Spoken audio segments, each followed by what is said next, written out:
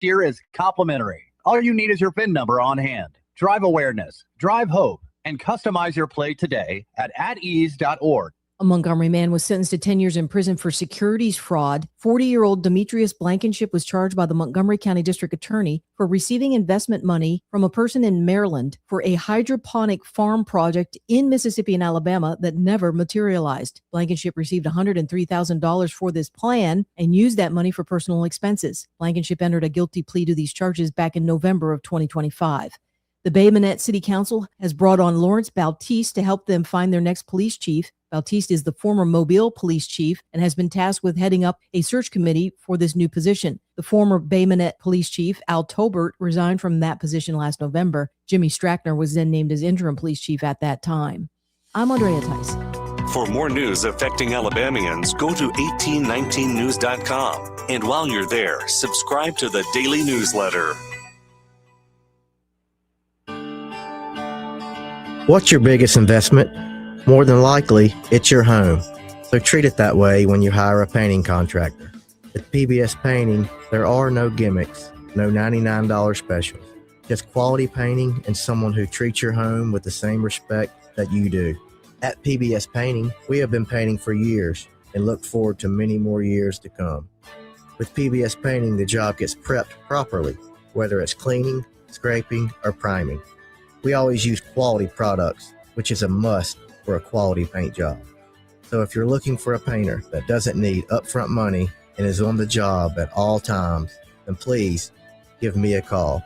Scott Bowers and PBS Painting, 294-5122.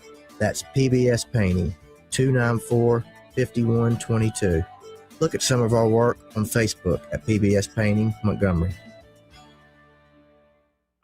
Pizza's here. Oh, great. I'd love some, but I'm worried about my stomach issues. If you're worried about having diarrhea, gas, bloating, stomach pain, or loose, oily stools, it may not just be stomach issues. It could be a condition called exocrine pancreatic insufficiency, or EPI. With EPI, the pancreas doesn't release enough enzymes to break down food, but EPI is manageable. Use the symptom checker on identifyepi.com and talk to your doctor. That's identifyepi.com. Sponsored by AbbVie. The views and opinions of the following program are solely those of the host and other contributors. These do not necessarily represent those of Liberty Acquisitions 825, Blue Water Broadcasting, its management, staff, or any advertisers.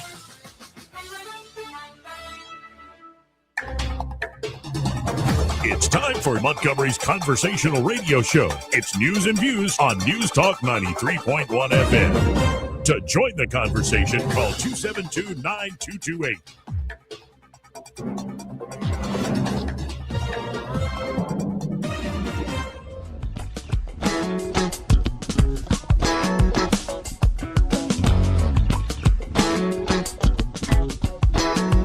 What the hell are we doing here? We are behaving the way a superpower ought to behave. Well, our behavior is to produce some crappy results. Joey Clark. Welcome into the program here on a beautiful Wednesday. The sun finally came out this morning. Eddie Vader here in the studio with me. How you doing, Eddie? Pretty good. How you doing, buddy? I'm all right. And kick off the show, as we do on Wednesdays, does feel like the new year has properly begun. Let's talk to Jeff Poor, host of the Jeff Poor Show, and of course, he is editor-in-chief at 1819news.com. Hey, Jeff, how you doing today? Doing well. Thanks for having me on. Thanks for being here. Now, what I mean by the new year seems to have properly have begun. You know how much I keep to myself and don't network, and I got all these people texting me and calling me, wanting to be on the show. It seems like the United States Senate race here in Alabama has definitely begun, yet as you reported on this Alabama poll yesterday, the biggest winner so far is the undecided voter. Yeah, so now you've got to try to figure out how to lower that number, and there's, ample opportunities for candidates to do that. I suspect every county Republican Party will try to host some kind of forum. There'll be advertising. There will be a regular appearance on the News and Views or the Jeff Poor Show, et cetera. And they got to start working on that number, because those are votes that are, in theory, I guess, up for grabs. And are there any numbers other than the undecided that surprise you? Anybody leading that you're like, oh, wow, they're actually leading?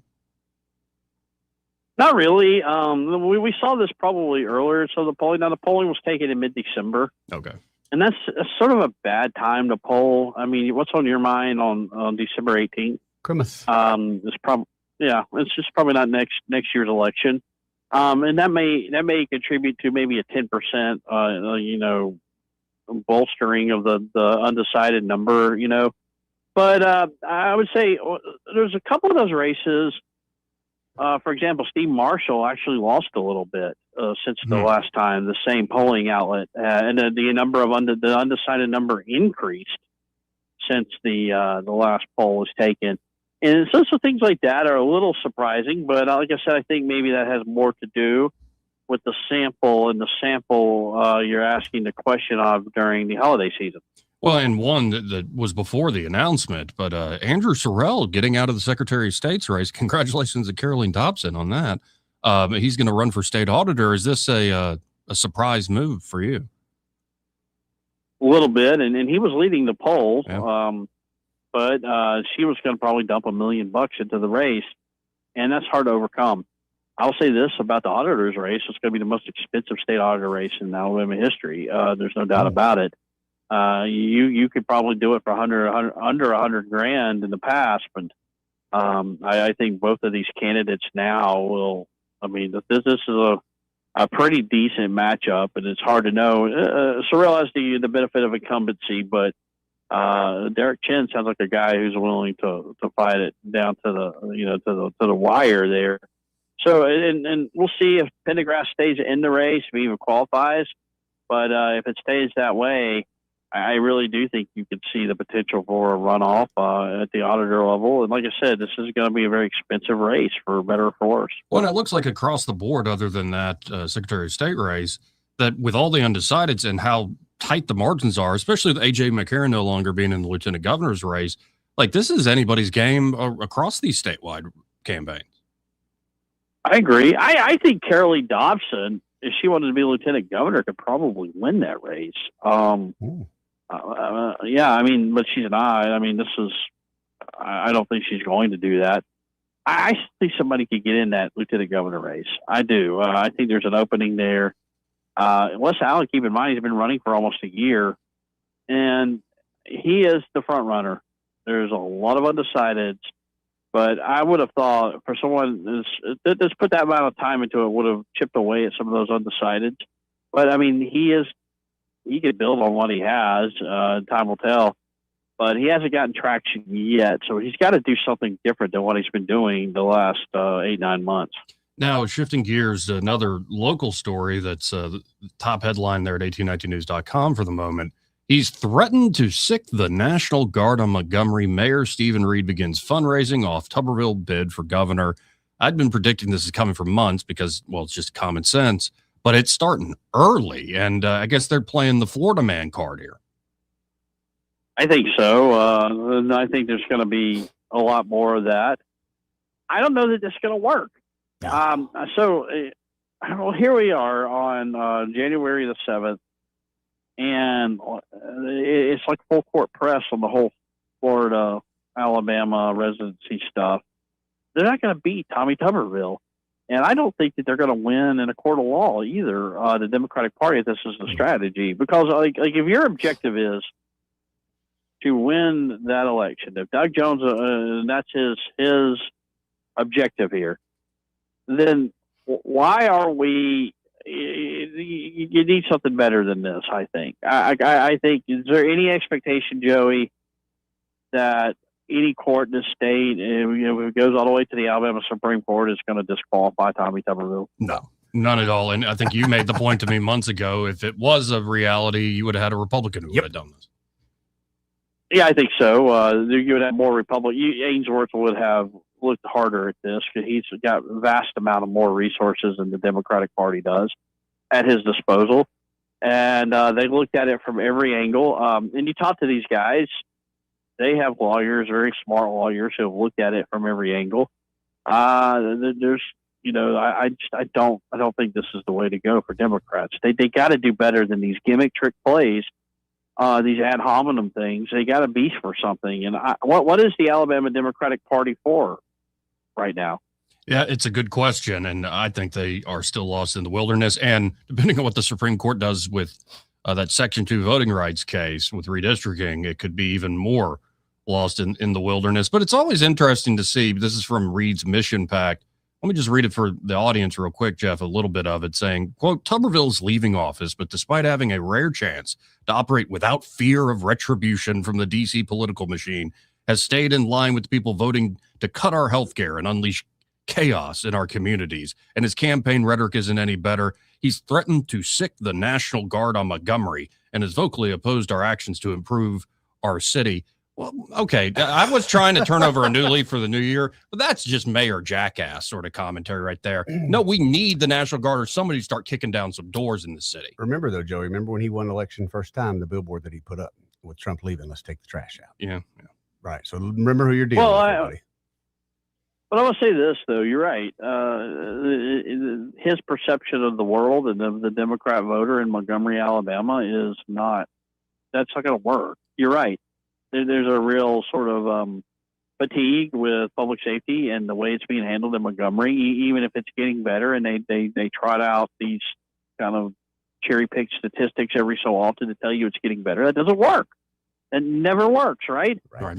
And so, I think these guys have got to do better, and I think it's just this message here in particular is going to backfire. People like, well, I mean, it doesn't sound like a bad idea to me. Let's start targeting some of these gang leaders or wherever the roots of this crime problem begin. Yeah, it's a tiny amount of the population. It's probably 1%. I don't know for a fact. 1% doing most of the crime. And like last night, at least 4 people shot. At least. At one incident. And 17 rounds for those 4 people. And it's just frustrating that instead we're going to get fundraising. I think they know they're not going to win any campaigns, but this is a way to get not only local folks donating, but this is a story I guess Erica did, or I'm forgetting which journalist authored this, or when you look at, say, Terry Sewell and Shamari Figures, the amount of money coming from out of state and through Act Blue, which doesn't disclose where it's getting it from, it's pretty astounding how little of a donation, like a monetary foothold, the Democratic Party has in Alabama. They don't trust the Democratic Party to do it right in-house. It's pretty clear that Joe Reed has abused the privilege over the years. He doesn't get results. They staked a claim on being Democrats and running the Democratic Party because they stuck with the party when a lot of Democrats left for the Republican Party. Fine. But you're not getting any results. And when, Doug Jones the first time around tried to oust Reed, and it was Nancy Worley at the time, this was what the Reed faction would say. Well, who are you, Johnny Come Lately? We've been here doing the hard work the whole time. Well, you've been here the whole time, but you haven't been doing the hard work. Until Democrats figure out their Joe Reed problem, they're going to be an irrelevant kind of fixture in Alabama politics. So shifting gears, I don't know if Eddie forgot to. I don't know if you forgot as well, Jeff. I forgot to light a candle last night in solidarity with the Democrats because it was January 6th. I forgot all about that. Day, yeah. Oh, my God. What? Oh. And so just shifting to the National Party, who's buying that? The High Holy Day of January 6th came and went without recognition from Joey Clark. That's Eddie Vader and Jeff Moore. That's a problem, guys. So they hadn't learned from it. I guess it still keeps the base engaged, but clearly, if this was a winning strategy, Donald Trump would not be president right now. Correct. And I'm saying this on my show all morning, yeah, you can say whatever you want about January 6th. They overplayed it. They had a good hand with January 6th. They could have painted the entire Republican Party as J6ers, and they took it a step further. They said, well, you know what we're going to do? We're going to call it an insurrection, and we're going to say that it's Republicans that hate democracy, and we're going to put it on primetime TV. We're going to cancel whatever Colombo knockoff or Matlock revamp. We're NCIS Australia. LL Cool J is really great on NCIS Australia. Yeah, exactly. Or whatever, third tier award show that they give themselves awards for. We're going to show this, and I mean, it got a decent draw, but it clearly is not what people care about. You ran on it, you lost on it. We're going to be doing this for probably the rest of our lives on January 6th, but it never was what they said it was. There are people who believe it was that it was an effort to overthrow the government, but it's just not steeped in reality, and the perception isn't there either.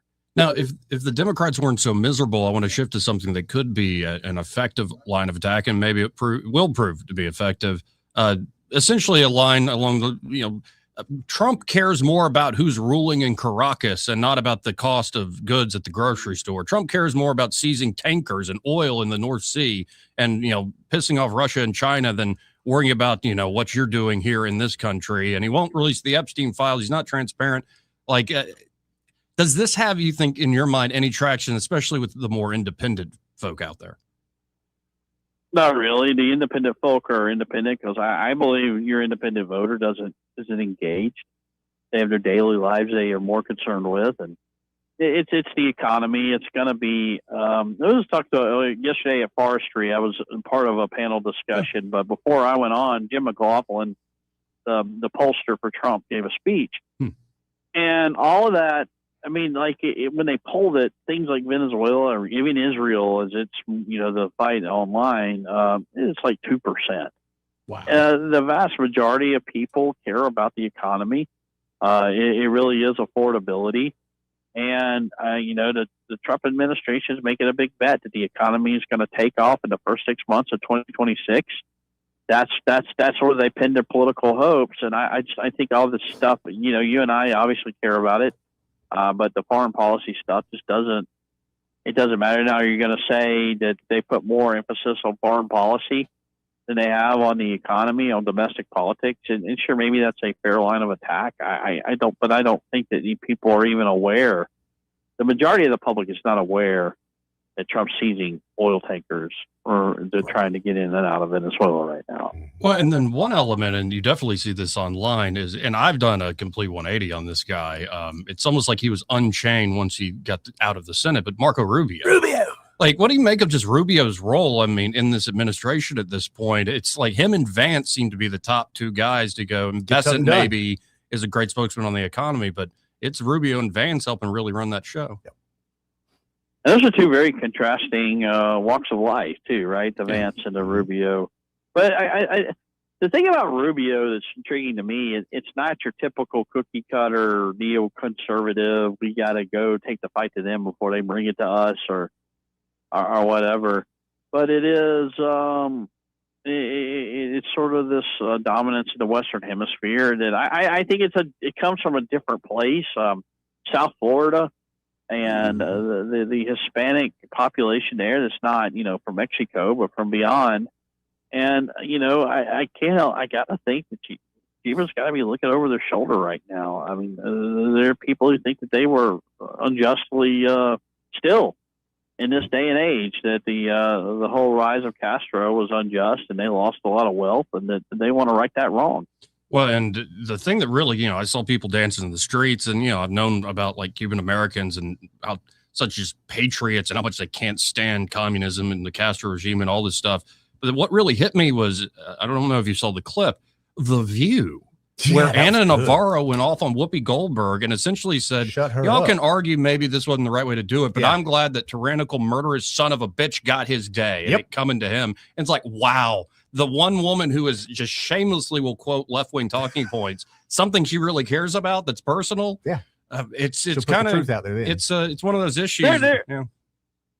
They're all cold warriors, right? Mm-hmm. They're all, that whole community exists in Miami, Florida because of what happened in the 1950s there. And that's why it leans more Republican than, it should on paper. And I think that's such an important thing, especially when it comes to the politics of Florida and how that goes in national elections. But just this perception that you could just ad hominem Donald Trump with those folks. I really think that that's still a big part of the politics there. I don't know that they want to go home or whatever back to Cuba, but I mean, Cuba is something that should have fallen at the end of the Cold War. That the Soviet Union was propping it up, and somehow in 2026 it still is what it is a mystery probably to a lot of those people down there. Like, hey, we beat Gorbachev, we beat these guys, we beat Khrushchev, we beat Stalin, we beat these. The Cold War is over, communism failed. Why is it what was a former American possession like Puerto Rico, like Guam, the Midway Islands, whatever? Why is it still in the hands of what we view to be an unjust government? Yeah, you're here. Yeah, and I think there's just a personal element to this, that's the dictator that kicked my family left and killed people I know, and it's just, and they're still there, and that legacy's still there, and they want to see it ended. And I guess I'll leave on this. What do you make of all the Greenland talk? It's Trump throwing out quite a doozy about NATO this morning, but what's your take on this move? I'm still not 100% in the realm of like, yeah, they're real serious about this. So we're not just trolling people. We're not just trolling the elitist in Brussels or whatever. Because I expansionism and all of that seems to be something of like the 19th century. With the United States, I'm not there yet.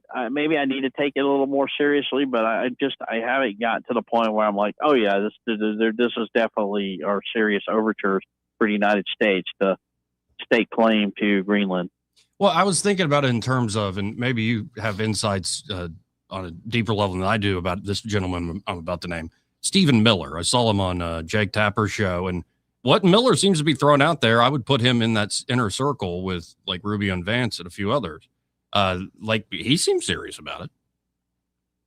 He seems serious, but he's hard to read. I've known him for a long time, since he worked for Jeff Sessions, and coming out of that school of thought, but I guess you could make the argument for it or whatever, and maybe it's meant to kind of put the Danes on edge about Greenland. They're not really being good stewards of it. It could be a sitting duck for Russia and Vladimir Putin's expansionist plans. Maybe this is a counter to that, and you have your people go out. And I mean, I'm open to the possibility that there's something else going on here, rather than just, hey, United States is going to go in and just take it. Yeah, I think you're right. Yeah, the idea that we're just going to invade or something, I think it'll be a little more nuanced than that. And it's definitely a competition over the Arctic. But I always appreciate your time, Jeff. And if folks want to check out what you're writing about, thinking about, talking about, how can they do so?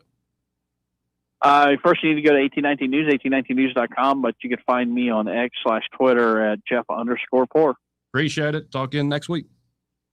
Thanks for having me on. See you, bud. Always great having Jeff Poor on. And some guy put out at Stephen Miller, man, he must have had a miserable time in high school and college. Yeah. And it was like referencing that interview with Tapper that we watched yesterday, which it looked like fake Tapper got spanked. Yeah. What am I missing here? Well, his wife, Katie Miller. Okay. Now does podcast, has her own media like brand. Okay.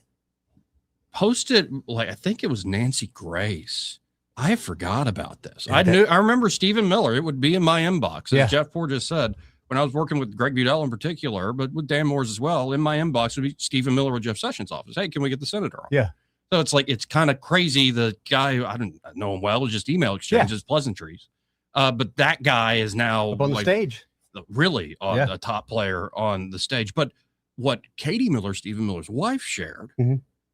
You remember the Duke lacrosse rape accusations? Oh, yes, I do. Yes. The man at Duke at the time running a conservative media thing at Duke was Stephen Miller. And he would go on like Nancy Grace. He would go on like the headline news, all that, all the folks that were really pumping up the pulp, like crime stuff. Yeah. And he, from the beginning, saying, this is nonsense. This is a hoax.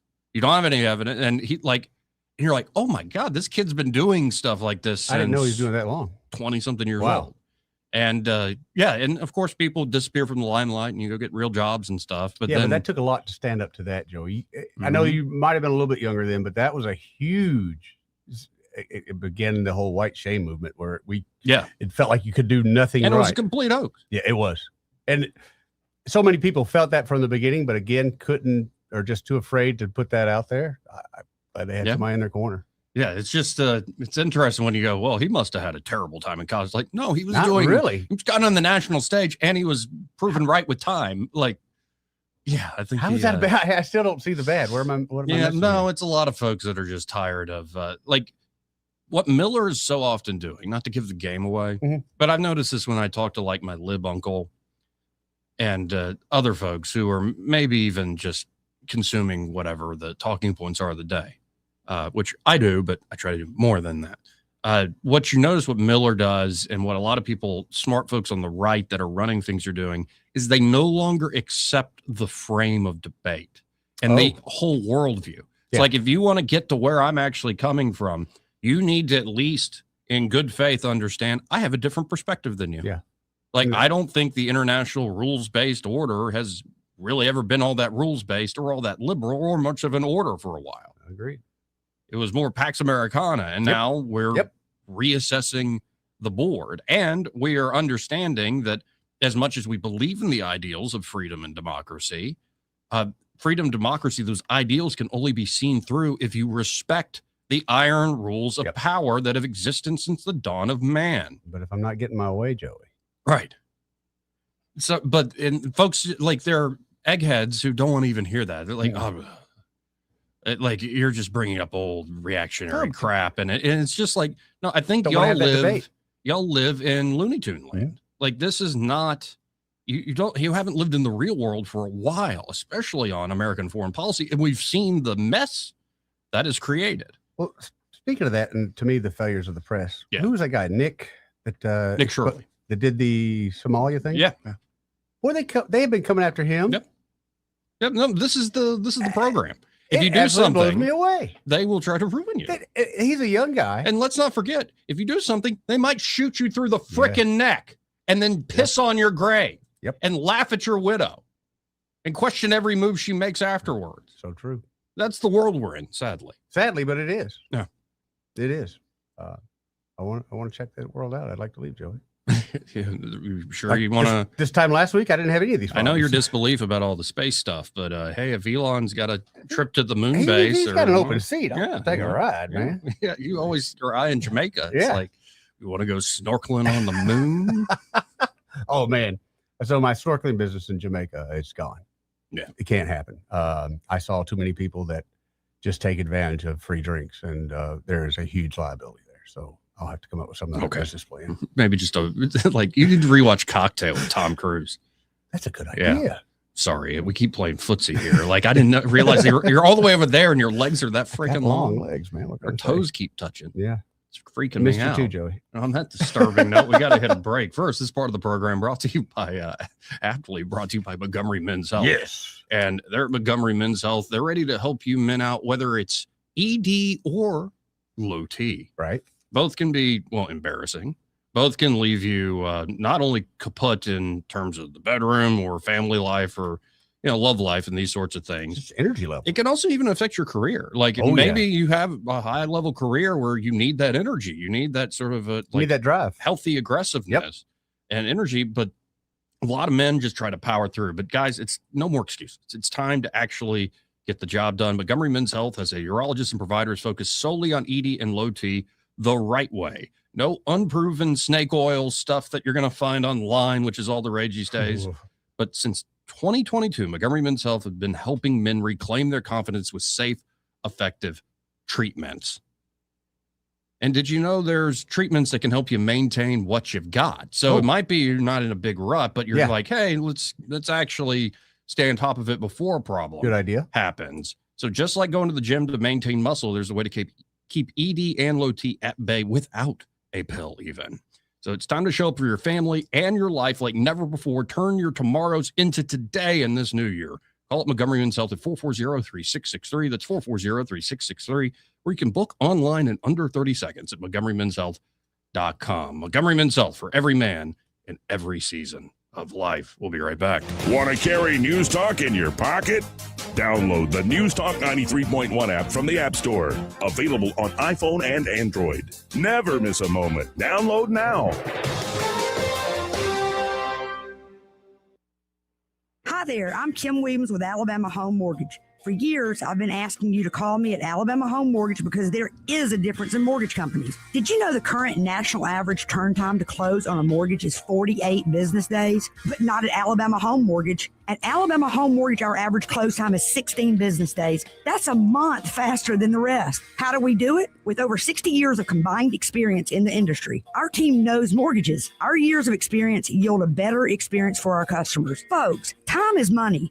Whether you're looking to buy or refi, don't waste time with another mortgage company, bank, or credit union. We close on time every time. Give Alabama Home Mortgage a call at 567-4223. That's 567-4223. Or visit us online at myalabamahomemortgage.com to complete an application on your time. Our fast turn time is just one difference that sets us apart from the rest. It's not just a slogan. Call Alabama Home Mortgage because there is a difference in mortgage companies. NMLS 1586-36-8, Equal Housing Lender.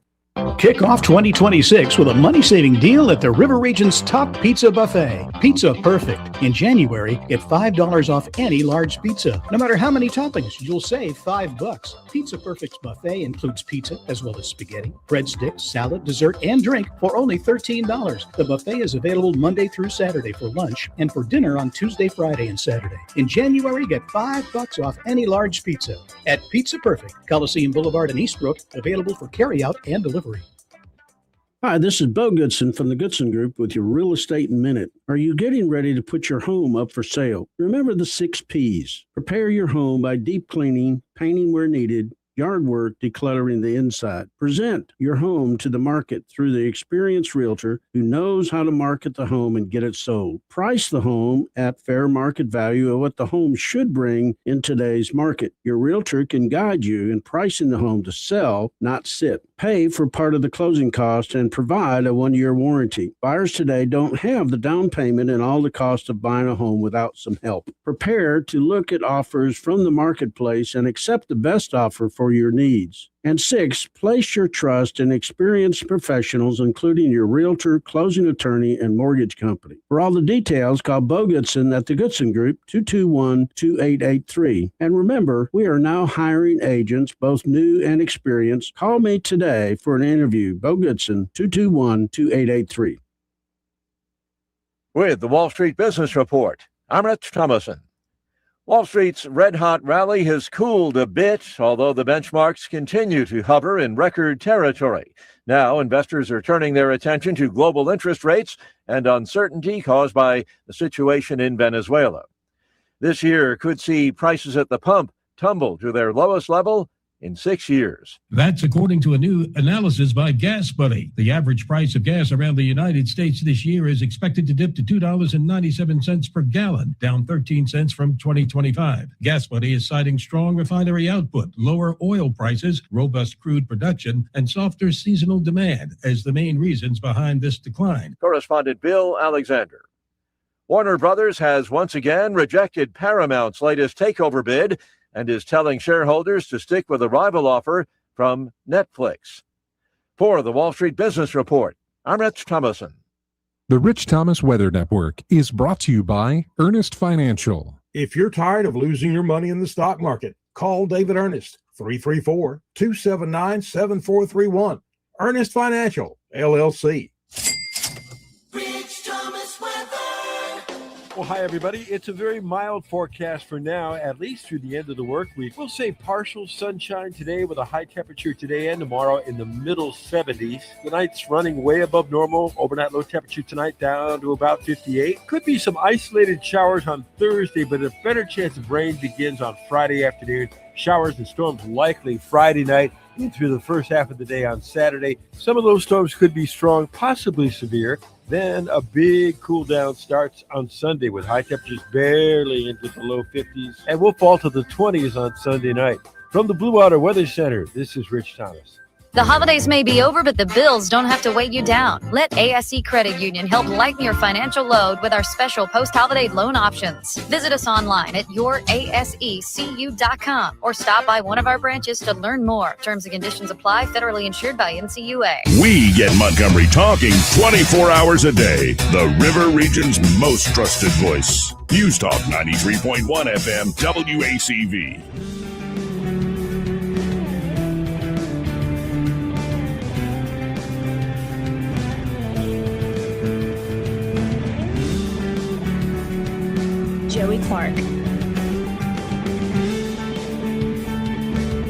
Welcome back. I'm your host, Joey Clark. Eddie Bader here in the studio with me. And did you see that China is very mad? They're a little upset. They're very mad. They're a little upset. You're stealing our oil, bro. That we've been stealing? Yeah. Dude.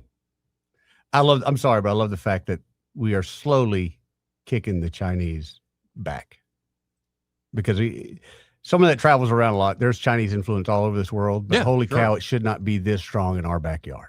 Yeah. So here I've got a clip, and you'll hear it in Chinese for a second. Then there's a translator. I'll translate for you. Oh, you know Chinese now? A little bit. Really? When did you learn that? In Jamaica? I was in Jamaica. Okay. You saw that guy I was hanging out with. You met a nice financier there. I didn't think I did. How are we going to honeypot Eduardo Baderez? Hot women? Nope. Speedo and a wig, Joey, seems to work pretty well. Anyway, let's listen into China's reaction. The United States has brazenly resorted to the use of force against Venezuela and demanded that America First be applied when Venezuela disposes of its own oil resources. This is a typical act of bullying, a serious violation of international law, and a grave infringement on Venezuela's sovereignty that also severely undermines the rights of Venezuelan people. China strongly condemns this. I would like to stress that the legitimate rights and interests of China and other countries in Venezuela must be protected. The United States has long imposed illegal unilateral sanctions on Venezuela's oil sector and has recently brazenly used force against Venezuela, dealing a severe blow to the country's economic and social order, and also threatening the stability of global production and supply chains. China has already issued strong condemnation in this regard. I would like to reiterate that cooperation between China and Venezuela is a cooperation between sovereign states and is protected by international law and laws of both countries. Now, like Trump did a big announcement, 30 to 50 million barrels of oil that they're immediately going to sell on the market and then have like the slush fund to do stuff. Yeah. And here's the thing, and I've got the Energy Secretary, Chris Wright, a clip of him at a recent conference, just I think this morning, where it's not just about what they have stockpiled. No, everything that's going to be coming out of the ground and going to China. Well, that's another thing too. Their facilities over there are garbage, to say the least. Yes. I mean, they've just been neglected for how long? So whatever their efficiency is, it's probably about to triple. Only 18% production capacity. That's, at this point. Yeah. Yeah. And really not, and it's going to get worse the way they're using it. So, China, not very happy. It's not about the oil, but it is about the oil, and the drugs are attack vectors, folks. Sure. To take on regimes. But you reminded me a long time ago, China's still upset about the whole opium thing. So they're going to hold that against us for how long? So,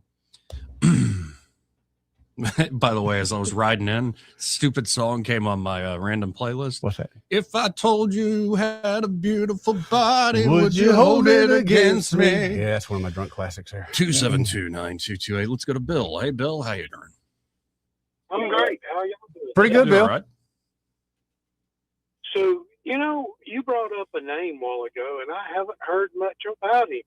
Have you had any contact with Jeff Sessions lately? No, I have not. No, I think the last time I said stuff publicly about him, he did not like it. Oh. I mean, I'd be happy to, make up and come to understandings. But no, I hadn't talked to him in a long time.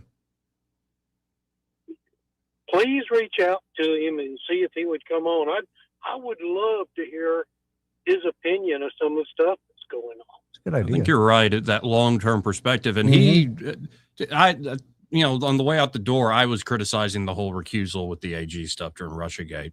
But I would love to talk to him because he was very early to the party that our policy towards China, our trade stuff, our immigration stuff is the wrong way to go. He was doing the Trump agenda long before Trump. Well, I'll be honest with you. I lost a lot of respect for Jeff before he became Attorney General. He was in, and I think, Joey, you were still on Greg Goodell's show one evening, and he was on, and I made a comment about Social Security and all the people that Social Security was going broke because there were so many people drawing Social Security that had never paid into it. Mm-hmm. And he was like, no, that can't happen. If you don't pay into it, you can't draw it. And I said, yeah, that's what I thought too, until I had two different people Right. actually show me that they had never paid into Social Security and were getting money from Social Security. Mm-hmm. Now, fast forward a couple of years, we find out that everybody and his brother, depending on what race you are and what nationality you are, is drawing Social Security. Not only have they never paid into it, they weren't even in this country to pay into it. So I would love to see what he had to say about some things. Oh yeah, I'd love to do a big picture thing. I'll good idea, Bill. I'll see what I can do. Y'all have a great day. You too, Bill. Thanks, buddy. Actually, very good suggestion. Especially somebody who's served for so long in office at pretty high levels. In fact, it's an old magazine article where it was Steve Bannon, Jeff Sessions, Stephen Miller, all sitting down talking about before 2016. And I think there was even talk of, we want Jeff to run. And he's like, no, I ain't running for president. Smart guy, I think. But then there was talk of, this is where it began of, oh, we need Trump. Like Trump will do this. Like very early on. You had to get somebody in there that was willing to do the things that Trump's willing to do. I mean, yeah, and sometimes you need that CEO. That's just the way it is. Now, here is, as I mentioned earlier, this is the Secretary of Energy, Chris Wright, at a forum, I believe this morning. And of course, the president said the current regime has agreed to these things, where folks are like, well, you didn't even take them all out. It's like, no, we're not doing the Wilsonian democracy, like day one, we're having elections sort of crap. Imagine if that were the case, Joey, and you and I think, would be against the CIA taking over another country and installing our CIA people in there. And openly doing it. I'm not a big fan of. We're telling the folks who are there, get it right. Or, you know. Yeah. Right. I mean, you give them options. Yeah, give them options. Exactly. But here is the Secretary of Energy being asked about this new direction. Recently announced your role in executing the plan to turn over between 30 to 50 million barrels of sanctioned oil to the U.S. We learned about that as an investment community yesterday. What can you share about the recent announcement and talk about the plans to execute this? Yeah, so look, I'm working directly in cooperation with the Venezuelans, and we are going to, this is the crude that's backed up in onshore storage and that's in offshore floating storage. We're just going to get that crude moving again and sell it, just like we did in our businesses. We're going to market the crude coming out of Venezuela first, this backed up stored oil, and then indefinitely going forward, we will sell the production that comes out of Venezuela into the marketplace. We will have U.S. as the supplier of diluent that's got to go down there to enable that production. We're going to have that flowing again. And as we make progress with the government, you know, we'll enable the importing of parts and equipment and services to kind of prevent the industry from collapsing, stabilize the production, and then as quickly as possible start to see it growing again. And of course, in the long run, create the conditions that the major American companies that were there before, or maybe that weren't there before but want to be there, will go in. The resources are immense. This should be a wealthy, prosperous, peaceful energy powerhouse. That's the plan. Well, that's the plan. You get too many strongmen, and yeah, you know, I hate it. That's what happens. Oh, another thing that's really also annoying a lot of players is the U.S. is now demanding Venezuela cut all ties with Iran, Cuba, China, and Russia. Okay. Cut all economic deals. Cut it out. Stop it. Okay, let's ask this, and I think this would be a Trump way to do things. Whatever you're doing with the Chinese, Russians, Iran, blah, blah, blah, we can take it over. Yes. We can take it. You won't lose a dime. Yeah. No, in fact, you'll make more. You'll make more money. Yeah. No, that's exactly what's being done. There you go. About this, though, because there's the whole Greenland thing. Oh, yes. And a lot of Europeans are like, you're going to ruin NATO. And, well, you know what? One guy came out, Eddie, one guy in the EU Parliament, which he's not even like, I think, actually elected or anything. It might have been the EU Committee, which isn't elected. He came out and said, well, if the U.S. is going to do this, just take Greenland, well, we're just going to take over all their bases. And a lot of folks go, isn't that what Trump wants? I wish you would. Isn't this what J.D. Vance told y'all? You need to take control of your own security? Yes, I wish you would. We know how to stand up for ourselves. Like, do you? Do you? Let's look back in history and see how well you stood up for yourself. But here, Trump just put this out because it's all worry about NATO again and with the Greenland push. Trump says, remember, for all of those big NATO fans, they were at 2% GDP. This is laid back Trump. And most weren't paying their bills until I came along. The U.S. was foolishly paying for them. Yeah. I respectfully got them to 5% GDP, and they pay immediately. Everyone said it couldn't be done, but it could because beyond all else, they are all my friends. Without my involvement, Russia would have all of Ukraine right now. Remember also, I single-handedly ended 8 wars, and Norway, a NATO member, foolishly chose not to give me the Nobel Peace Prize. But that doesn't matter. What does matter is that I saved millions of lives. Russia and China have zero fear of NATO without the United States, and I doubt NATO would be there for us if we really needed them. Everyone is lucky that I rebuilt our military in my first term and continue to do so. We will always be there for NATO. We will always be there for NATO, even if they won't be there for us. The only nation that China and Russia fear and respect is the DJT, Rebuilt USA, Make America Great Again. Yes. President DJT. He's having way too much fun with that one. Way Let him. too much fun. He deserves it, dude. Imagine the crap that he's put up with, Joey. When he just said, man, I got to buy my time. I got to buy my time. Yeah, I told this to Jeff Poore because, Judge Napolitano still corresponds with me. He just hadn't had time for the show, and it's fine. He's like, it's illegal, it's unconstitutional. You murdered 80 people, all this other stuff with the Venezuela raid and taking Maduro. And and there's a lot of folks I've noticed like that, but I'm starting to think, politics. I'm not saying good or bad. I'm not moralizing here. I'm saying if you are looking at this show and you're looking at the actions of not just the United States, but Russia and China and so many other players, politics to me makes a lot more sense through the lens of the Bible and Shakespeare than it does Murray Rothbard and Friedrich Hayek. I would think so. Professor von Hayek. No, there's something about a lot of this stuff that is much more about human nature and personality plays and just the eternal truths that are captured in great literature and in scripture that you see crop up in these great competitions for power. Does that mean you need to be an ignoramus when it comes to economics? No.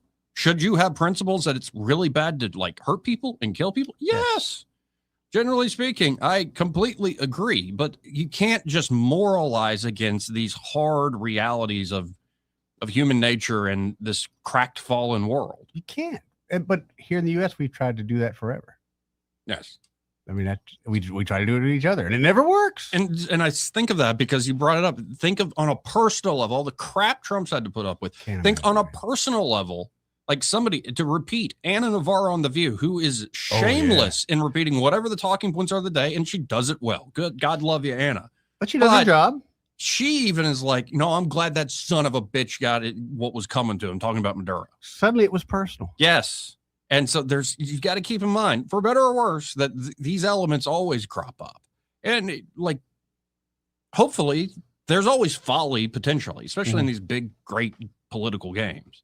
But occasionally somebody who's not that sensitive to the rules, these are the rules, who comes along and says, you know what, I'm going to change the game. I'm going to lead you in a direction you might scream and yell about me leading you to, but at the end of the day, you ain't going to change back.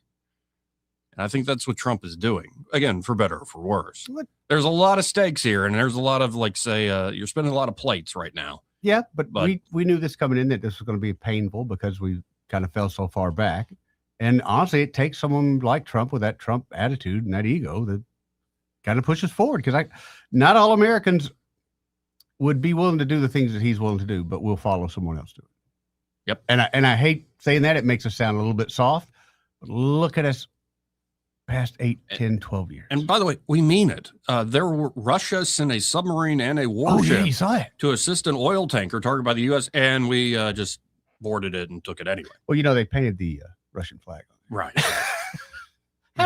So in the middle of the night, we're going to drop down and get some spray paint, get some Krylon. Let's put a Soviet flag on here, Russian flag. We'll be just fine. Anyway, we got to hit a quick break. First, though, this part of the program brought to you by Dylan Rings. And they're at Dylan Rings. Josh and Leslie Ryder are ready to help you out. Oh, yeah.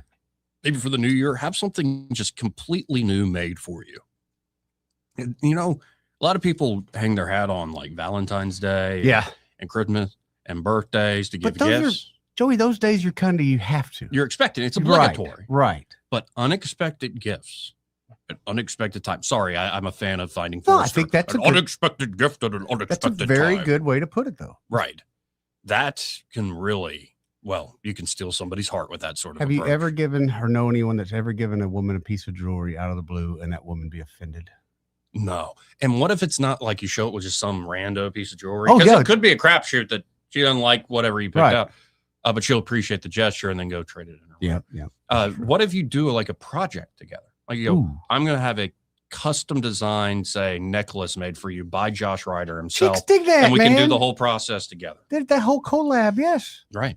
Like surprise before Valentine's Day. Pretty good. Yeah. And that's why on Valentine's Day, you just go have a nice dinner and, eat some chocolate and watch a movie and see what happens. Yep. Reality bites. Yeah. Wear that necklace, honey. Y'all check out Dylan Rings today. They can do custom design, have a great inventory, great selection there from high-end to everyday items, and much, much more we'll tell you about a little later in the show. So stop by 119 Brown Springs Road here in Montgomery. Be sure to tell them that Joey and Eddie, those fools on the radio, sent you. He may not know whether he's coming or going, but whether you're going to work or coming home, Greg Budell is there. Mornings 6 till 9 and afternoons 3 till 6. Only on News Talk 93.1 FM WACV. I'm Jim Smith with Adams Drugs. At Adams Drugs, we offer a wide variety of services, including delivery, compounding, wellness clinics, and immunizations.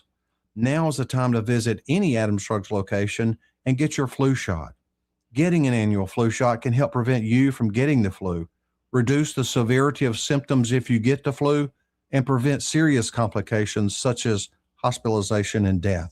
Getting your flu shot at Adams Drugs protects you from getting sick, but it also makes sure that those around you, especially those at high risk, remain safe. Each year, up to 49 million people in the U.S. contract the flu. Depending on the flu virus's severity, deaths as a result of flu complications could skyrocket to 79,000 people nationwide. Visit us at adamsdrugs.net for a location nearest you. Adams Drugs is your local, independently owned Health Mart pharmacy. Health Mart, taking the time to listen and care. For too long, Alabama's statewide news companies have shamed us for our conservative Christian values. Alabama deserves a news company that cherishes our culture, a company that isn't bought and paid for by the powers that be. 1819 News is that company. Run by Alabamians for Alabamians, 1819 News celebrates what is good and beautiful about our state, while exposing those who work against our values in secret. Just go to 1819news.com to learn more. Subscribe to our newsletter. That's 1819news.com. Welcome to Eclectic Coins, Montgomery's largest coin dealer, specializing in buying and selling investment-grade gold and silver coins. And they have a large selection of rare coins and coins from around the world. Visit them at 543 Northeastern Boulevard or on the web at eclecticcoins.com. Eclectic Coins, where collectors who know go. Hi, I'm Carl Schmidt, naturopath and owner of the Herb Shop Wellness Center and the Pepper Tree Shopping Center. We've used Blue Water Broadcasting for years, and we attribute our results to what they do for us. If you want results with your advertising, call Blue Water. Did you know that radio is the #1 reach platform in all of media? It's true. Call us to find out how to put radio's #1 reach to work for your business. Blue Water Broadcasting. Local folks helping local business. If it concerns your community, you'll hear about it on News Talk 93.1. News Talk 93.1 FM WACV.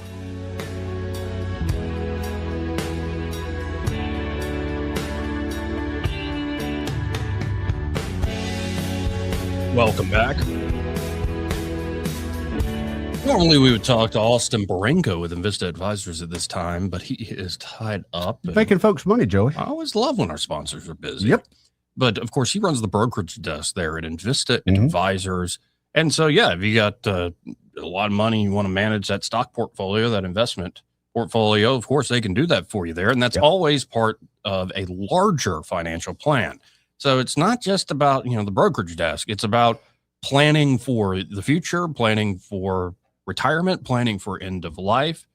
Wherever you are in life, Invista Advisors can help you set up a long-term financial plan.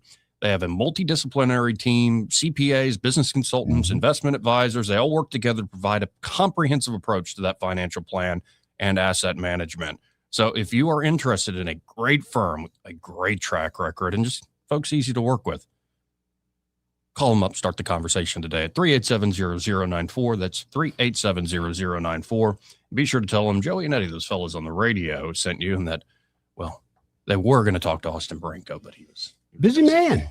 Hey, as long as he's making folks money, roll, baby, roll. Now, at 2 o'clock, I believe Congressman Barry Moore, who is a candidate to be your next United States Senator from the great state of Alabama, he'll be joining us in about an hour or so. Looking forward to that conversation. I think he's joining us by stream. Nice. So look forward to seeing Barry. Mm-hmm. And when we come back, Rubio took on the press corps after briefing some senators or members of Congress. So let's, I haven't even watched it yet. I kind of want to check out Rubio, especially fielding all these NATO Greenland questions and whatnot. It cracks me up. I used to work for this record store company years ago, and they had utility managers. And whenever they had a problem, they'd send in a utility manager. And eventually they would all quit because it's such a horrible job. Right. He is the utility manager. I mean, he's going to be running Venezuela and perhaps Greenland at the same time. Mm-hmm. And probably have to be king of Persia. Oh, I didn't even think about that. Right. There's so many things. So many things. Anyway, we'll be right back. Broadcasting from the Riverside Chevrolet Master Control Center, this is WACV Cusana, News Talk 93.1 FM. When it's Chevy, it's Riverside. With SRN News, I'm Bob Agnew in Washington. A federal agent shot and killed a Minneapolis motorist when she allegedly tried to run over law enforcement officers during an immigration crackdown today in the city. The incident took place in a Minneapolis residential neighborhood. The Department of Homeland Security says that the Twin Cities are the target of a new DHS operation where some 2,000 agents and officers are expected to take part into an investigation that's tied to part of the allegations of fraud involving Somali residents. U.S. forces boarded one tanker in the North Atlantic today after pursuing it for weeks. U.S. European Command announced today the seizure of the merchant vessel Bella One for what it called violations of U.S. sanctions in a social medial post. Meanwhile, a second ship was also tied to Venezuela, was seized in the Caribbean. A mixed session on Wall Street right now. The Dow's struggling. It's down 265. This is SRN News. It's Mike Gallagher wishing you a happy new year. If you're like most people, this is the week you look at your budget and think, all right, time to get things under control. Here's one of the smartest ways to start 2026. Call my friends at Fellowship Home Loans. They can help lower your monthly mortgage payment. And yes, you can still skip your next 2 payments. Imagine not making a mortgage payment in January or February. That's how you create real financial breathing room. If you need some cash to pay off high interest credit cards from the holidays, a cash out refinance might just be perfect for you. And if you prefer a line of credit, Fellowship's new fixed rate HELOC gives you funds fast with a rate that never changes. Start the year on solid footing. I've used Fellowship personally. I trust these guys. Before the January bills hit, go to fellowshiphomeloans.com/Mike G, fellowshiphomeloans.com/Mike G, or call 800-510-MIKE, 800-510-6453, fellowshiphomeloans.com/Mike G. Fellowship Home Loans, mortgage lending by the book. Nationwide Mortgage Bankers, DBA Fellowship Home Loans, Equal Housing Lender, NMLS number 819. Rich Thomas Weather is brought to you by McPhillips Shinbaum. My name is Aaron Luck, a partner with the law firm of McPhillips Shinbaum. If you or someone in your family has been seriously injured by the negligence of someone else, call me directly. 262-1911. Rich Thomas Weather. Well, hi, everybody. It's a very mild forecast for now, at least through the end of the work week. We'll say partial sunshine today with a high temperature today and tomorrow in the middle 70s. The night's running way above normal. Overnight low temperature tonight down to about 58. Could be some isolated showers on Thursday, but a better chance of rain begins on Friday afternoon. Showers and storms likely Friday night through the first half of the day on Saturday. Some of those storms could be strong, possibly severe. Then a big cool down starts on Sunday with high temperatures barely into the low 50s, and we'll fall to the 20s on Sunday night. From the Blue Water Weather Center, this is Rich Thomas. Budget Floors and More has the best prices. Carpet as low as 69 cents per square foot. LVP starting at $1.29 a square foot. Sheet vinyl as low as 65 cents per square foot. And the lowest prices on flooring installation supplies. Budget Floors and More across from Delray Publix. From the Blue Water Broadcasting News Center, these are today's top stories. Montgomery police are investigating a mass shooting in South Montgomery. The incident happened Tuesday night in the 3800 block of Southmont Drive, where at least 4 people were taken to the emergency room with gunshot wounds. Details are limited. The circumstances of the shooting and condition of the victims remains unknown. The Montgomery County Commission voted Tuesday to provide additional funding for Jackson Hospital. The commission approved $7.5 million, which, when matched by the state, will total $15 million. The city of Montgomery approved $7.5 million in additional funds for Jackson Hospital in December.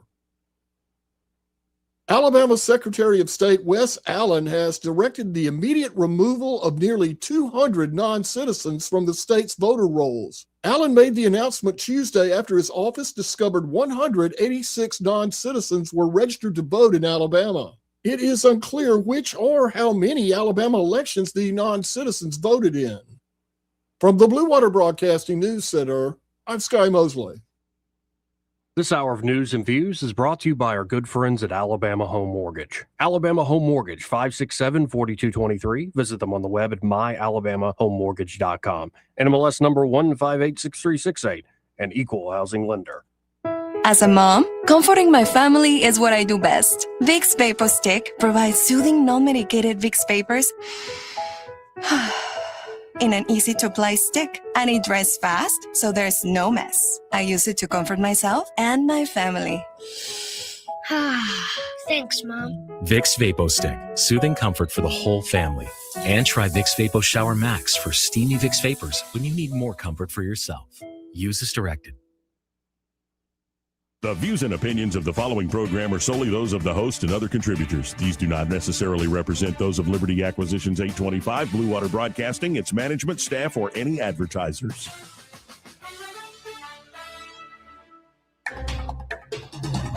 It's time for Montgomery's conversational radio show. It's news and views on News Talk 93.1 FM. To join the conversation, call 272-9228.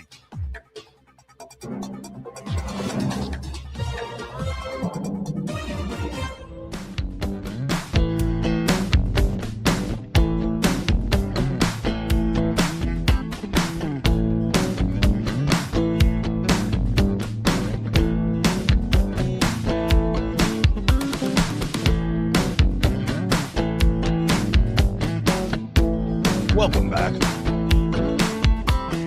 I'm your host, Joey Clark. Eddie Vader in the studio. What's happening, man? You ready to use that passport yet? Sure, man. We'll have to figure out a time. You take this show on the road, baby. Yeah, we could do that. I'm You know how more many thinking people- of Gramps, actually. Oh, yeah. That's good idea. You know what a good idea? We take him with us. No, I don't think he's up for Man. that. He'd love to, but Yep. he ain't up for that. That is something. When we were in Jamaica, I hate dwelling there, but anyway, we were there. Saw a lot of older people at that resort that had been coming for years. Sure. And there were a lot of them that were kind of struggling to get around. And I looked over at Suzanne. I was like, I don't know if I want to do that. I don't know but I know why. I get why they're there. It's a piece of paradise, and you kind of get to visit, your past. But I don't know if I want to walk around just struggling like that while I'm on vacation. No, I want to be in a comfy chair, read a nice book, and and like, what are you doing? Yeah, I mean, I get why they're there, but at the same time, like some of these places were up on the 3rd floor, and the guy's struggling. There's no elevators. Yeah. So anyway, yeah, I'm ready. All right. I'm still thinking Japan. Japan could be really, really cool. It could be. We could do a whole tour. There's always Vegas, baby. I've never Man. been to Vegas. Last time I took my friend to Vegas, and you know this friend very well. He lost 2 days of memories of his life. Okay, now I don't know about that. And but they did manage to have a child after he came back. So, okay. Yeah, but 2 days of his life, he does not remember. Yeah, maybe go to like some big show at the Sphere. I'd love to do I really would love to go to the Sphere. Because though it's Sin City, I think I'm trying to, not do that stuff. But there's, you can just literally, Sins of the Vegas Flesh, is crazy just walking around. I mean, so much people watching to do, but I would love to go to the Sphere. That would be great. The Sphere would be cool. Anyway. Surprised people haven't started repeating that yet, because that thing is huge out there. Yeah. And, I think the boss here went to Eagle Show or something like that. Really? Or some show. That's what I would love to see it, because I've seen some of the videos, and and it's a all whole designed, 360. Yeah. Like to have that sort of full immersive sound. The sound is apparently amazing in there. Anyway, as we promised. Yeah. Here is Marco Rubio. And Marco Rubio is being flanked, of course, by Hegseth. I guess it's Purple Tie Day. But I will have to say, that purple tie that Rubio's rocking plays with that suit. That looks sharp. Hegseth's tie looks a little, a little Taco right. Bell-ish. I don't know. On Hegseth with his American flag pocket squares and stuff. It's a little much, Come on. Well, you're one to talk with your Speedo, but whatever happened to a crisp white pocket square? Secretary of War Hegseth? Maybe he's trying to, be out there a little bit more, Joey. I get it. No, it's his style. He can do it. Anyway, here is Rubio. You can already tell how happy Rubio looks at this question, by the way. Yeah.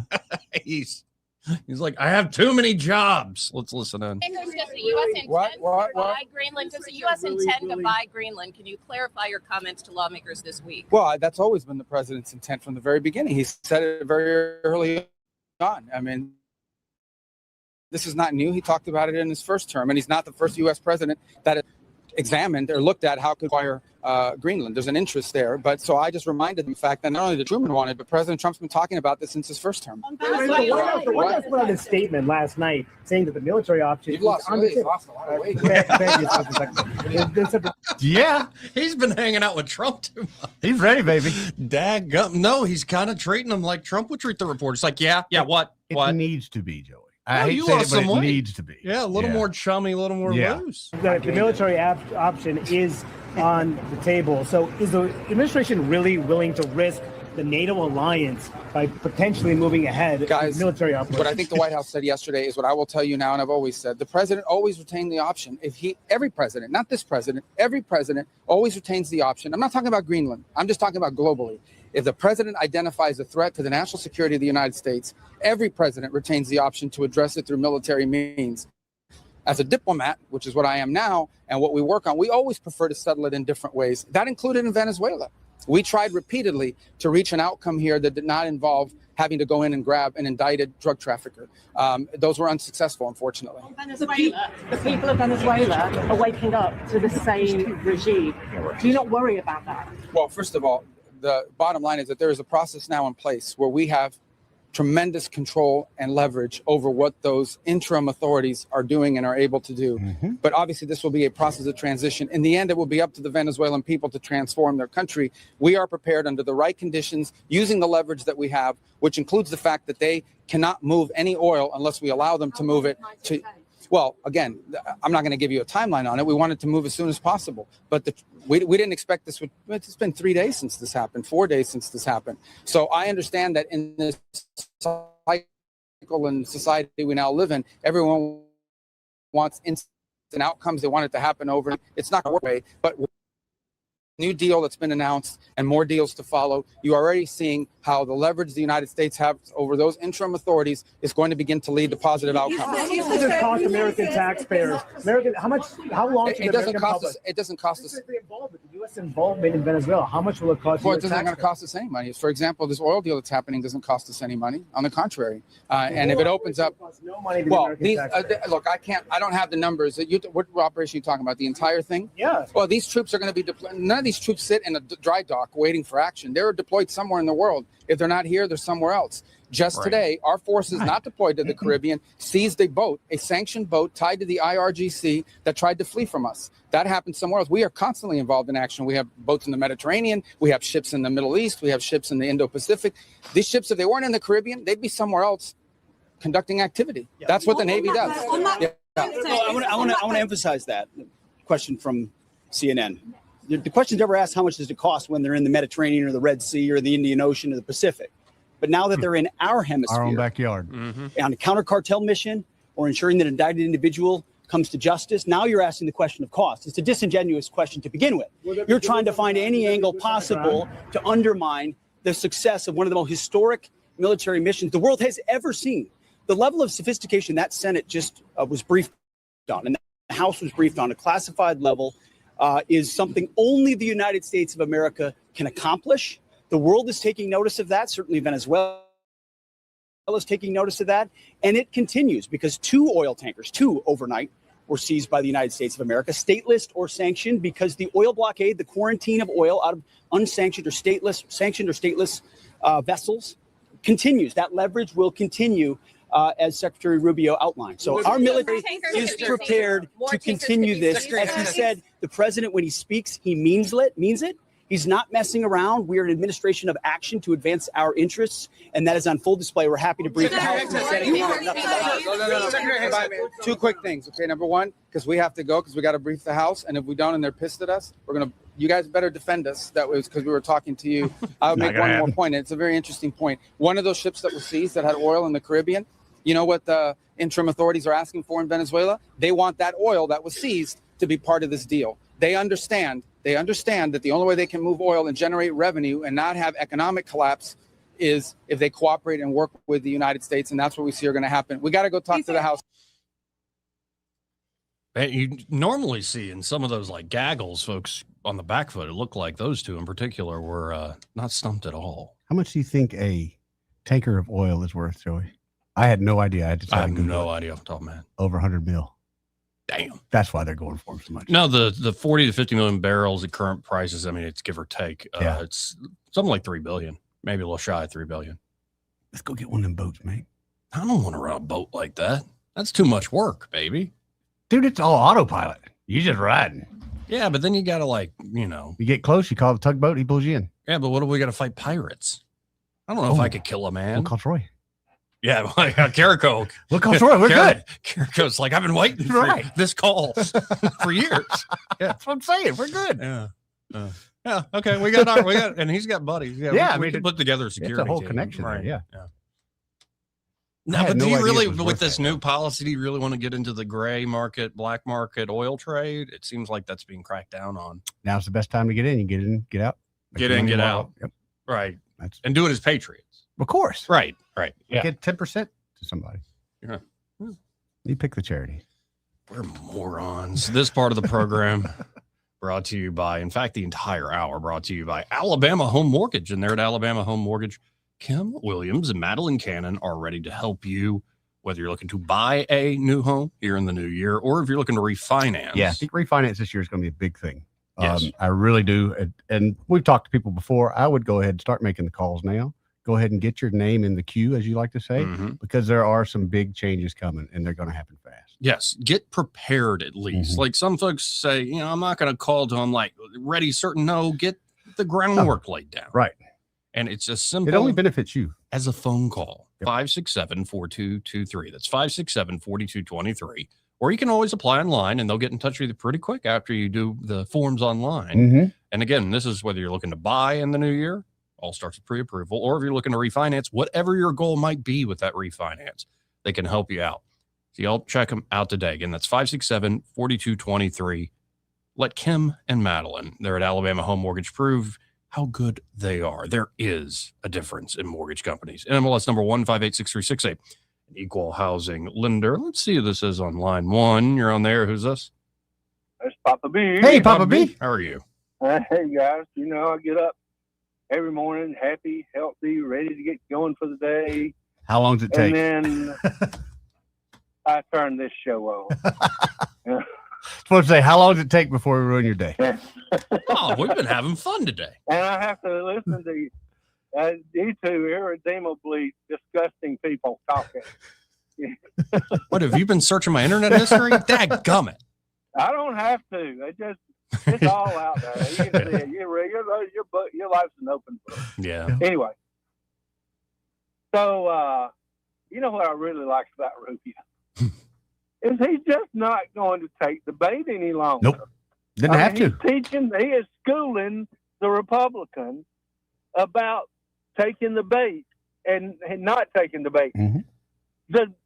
The the questions that the media asks is always pregnant with some sort of, there's a gotcha in there. Predetermined outcome. Yep. It's an assumption. You ever heard of the assumptive clause in sales? Yep. In other words, you just go ahead and say, it's done. Okay, will that be 6 dozen or 3 dozen?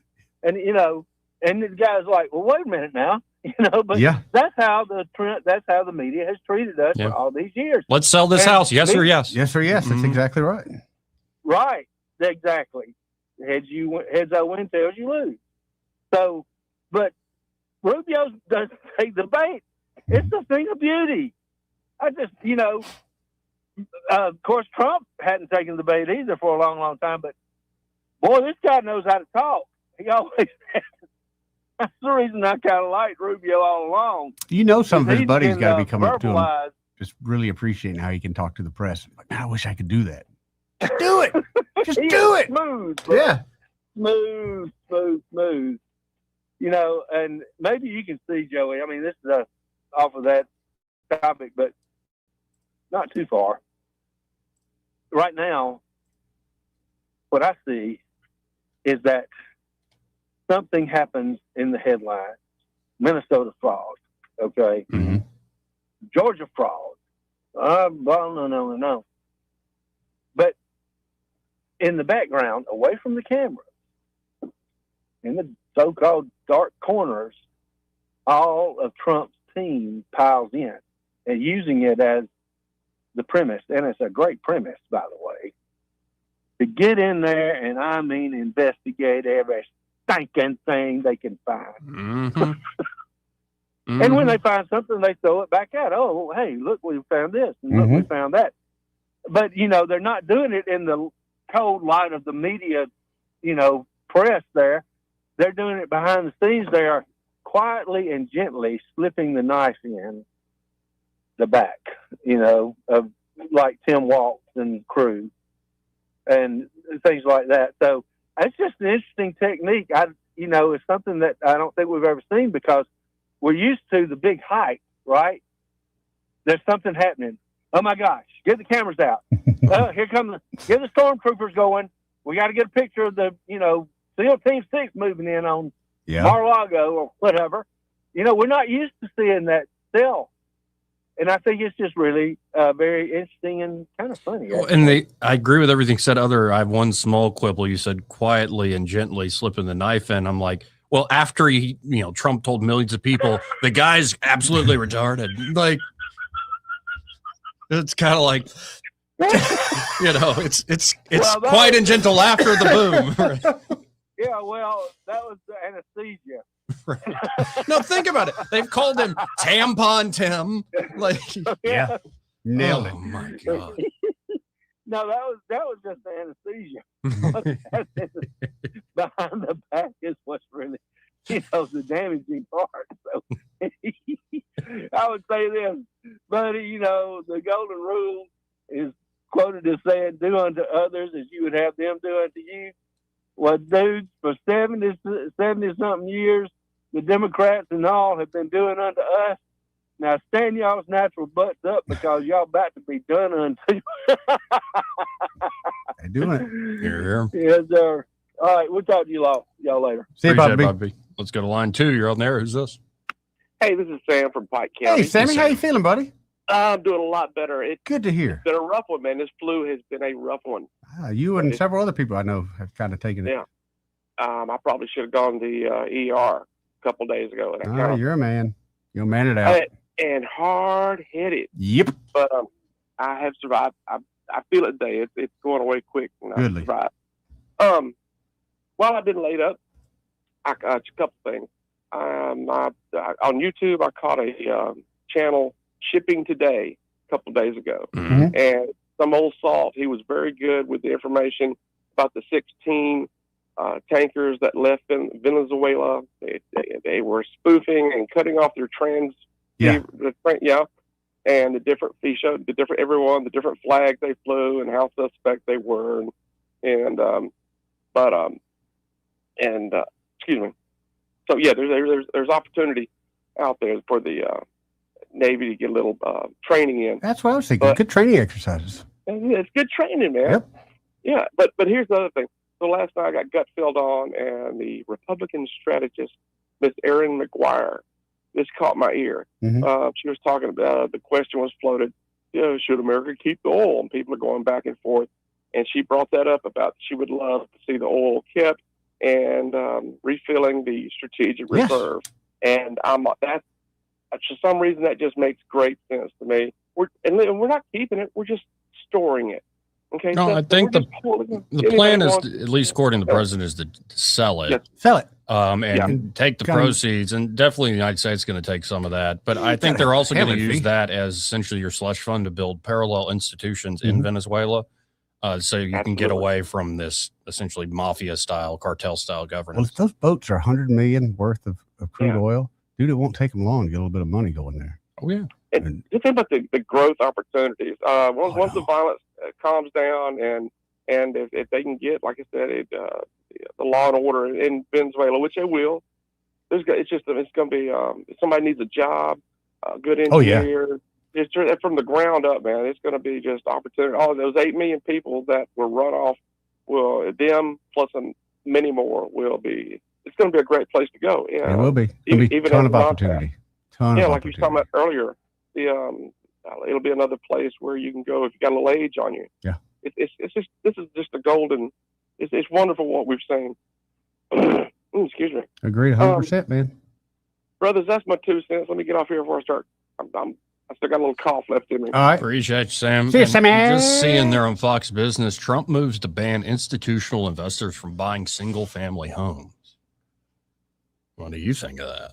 Depends on how big those investors are. Somebody like BlackRock and some of these huge, yes, 100%. I like it. 100%. Well, especially because some of the problems that crop up, like we've talked about in the Airbnb or those sort of rental markets, and just other properties, is like they're not local. They're not local, and a lot of them don't even have a local company running it. Right, and it's not like one guy who owns it who lives out of state. Some of that exists. What you're talking about are these massive companies that own these places and then kind of I remember a couple years ago. I can't remember the Comrex or something like that was a company, but they bought like 300 houses. Damn. Yeah. That drives the price up a bit? Just a bit. Yeah. Just a bit. So that just came out. Trump I know it's a little bit of a hit on the industry, but I'm more in the realm of the American dream, and I want Joey to own a home. I don't want BlackRock to own a home. Right. Let's go to line 1. You're on there. Who's this? Hey guys, I am a landlord. I own several properties, but I'm going to tell you, over the last few years, I've been getting calls left and right over my few little properties. And I thought they'd come from other, it doesn't matter if it's China, Russia, whatever, it's somebody's money, right? And they're shoving it down any owner's neck. In other words, constantly trying to see, are you ready to sell? And anyway, I called in Eddie. I can see your face because I see you on TV now. There you go. Glad Robert. you found us on YouTube, Robert. Yeah, man. I'm glad you found us, Robert. Hey, that's right. But I was just pining in because this is directly in my wheelhouse, in the sense I'm not a big dude, but I've experienced it. It's like my phone rings off the hook with just young people that don't know whose money they're running, trying to buy, just constantly trying to buy. Hey, what about today? What about today? What about today? That's what they do. What about today? I've heard them calling my grandfather. Yeah, well, exactly. I appreciate it, Robert. I do appreciate the call. Hey, Later, dude. what's Later, gonna Robert. happen what's going to happen when they do own them?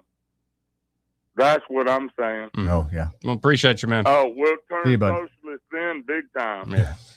Thank you, Robert. What they're doing in New York? They're going to go back. Oh my God, that's going to be a whole thing. That's going to be a disaster, Joey. Yeah, I think he's not going to get done a lot of what he wants to do in I'm the first hoping place, but somebody also start getting in the way. what a mess that is. Yeah. Like all the clips of I've been trying to stay away from because like I don't live in New York City. I don't want to live in New York. It just City. makes no sense. I don't even want to visit. Like on our trip, let's cross that off. Okay. Maybe we get an Airbnb in Austin, try to do Go to Jersey. let's do a Kill Tony. I'd love to do a Kill Tony. Now it's probably booked forever. But it'd be great. Go to the mothership, have a place close to downtown Austin, and have fun. The barbecue. The barbecues are amazing. I'm all about that. Let's go to line 2. You're on there. Who's this? That's Skeeter, man. Hey, Skeeter. What's up, buddy? Hanging in there like a loose tooth in the hair and a biscuit. That's where I left that too. There you go. I just want to say something about the Communist News Network. Yes, sir. You know, CNN, that question they asked, Mhm. how much does it cost? It don't cost any more for them guys to be deployed anywhere else because they're always out doing something. Right. You're always training. Always Yeah. training. And they were just trying to get them on the guy. How much did it cost? They don't seem to care about how much it costs for all that fraud going on, do they? No, they don't. And they love this game, by the way, like they did it with the tariff stuff. It's like we talked to all the economic experts and all the institutional firms, and they all said this is going to drive up prices. Yeah. It's going to tank the economy and the stock market and stuff. And these are the facts. It's like, no, that seems a little speculative. Yep. And they're doing the same thing with this operation in Venezuela. Well, It's several like, come back and said, Donald Trump was right. Well, they didn't need tariffs to jack all the prices up under Biden, did You're they? exactly Not right. at all. I don't even watch CNN or any MS Now or whatever. I don't watch any of the cable stuff at all. I mean, because it's all they all hate Donald Trump. Yep. He could save a baby from drowning in the ocean or getting drowning in the ocean, and they'd say he took the shark's food away. Yeah. Sounds about right, Skeeter. Well, All right, man. That's my 2 cents. Anyway. Appreciate it. Good call, Skeeter. Good nickel right there. Yeah, buddy. Hey, you want to see like just a quick numbers? This is from World of Statistics on X. Birth year of winning candidate of the last 9 presidential elections in the U.S. So we're talking to put it into perspective: Clinton, Bush, Obama, Trump, Biden, Trump. What you got? Clinton won twice. Right. Born in 1946. I'm guessing 40s. The winner in both those 1946. George W. Bush ran and won twice. Born in 1946. Obama won twice. He was born in 61. Okay. Trump wins in 16. He's born in 1946. Biden wins. He's in 1942. Trump wins again in 1946. So it's like 6 of the 9 last presidential elections. The guy who wins is born in 1946. And all are pretty much like right after VJ Day. Yeah. Like Trump in June 46, Bush in July 46, Clinton in August 46. It's almost like that generation got home and was celebrating. Yeah. And the babies that came out of that, They've been gone. Back then, when you were gone at war, you were gone for years on end. It wasn't 3 months here and 3 months back. It was you were gone. Yeah. And you're I cannot ready imagine to that. go dude. to get back. Imagine just passing a letter back and forth every so often and just having a photo, if that. And imagine getting on those boats coming back. That you're just sitting on a boat trying to get back to your wife. All you can do is just sit there. I don't know how they didn't go nuts, man. Well, a lot of them did. Yeah. Oh, there's A lot of them did. and I can't even blame them. Anyway, we got to hit another break. First, this part of the program brought to you by, again, Josh and Leslie Ryder. They're at Dillon Rings, buddy. And at Dillon Rings, they are, ready to help you out if you are looking for something new. Mm-hmm. Or it could be you got something old that you wear all the time, like a ring you wear all the time or a bracelet you wear all the time. It's part of your uniform, and you've been wearing it for years, and it looks like you've been wearing it every day for years. Yeah, got a little mileage on it. What if that favorite piece of jewelry that's looking a little ragged these days could shine and shimmer like it's brand new again? They can do that with a spa treatment there at Dillon Rings. Of course, they can repair stuff that's broke or stuff that's about to, maybe not fully broke, but the gem's a little loose or something's just off. They can fix all that stuff. And of course, they can do appraisals as well. And they'll even buy old jewelry off you. You got a bunch of stuff just sitting around in a drawer somewhere you never even think of. Why not take it by? Take it by. So y'all check out Dillon Rings today. Again, that's 119 Brown Springs Road here in Montgomery, just off of Atlanta Highway. And be sure to tell Josh and Leslie Ryder that Joey and Eddie, those fellas on the radio, sent you. Want to carry News Talk in your pocket?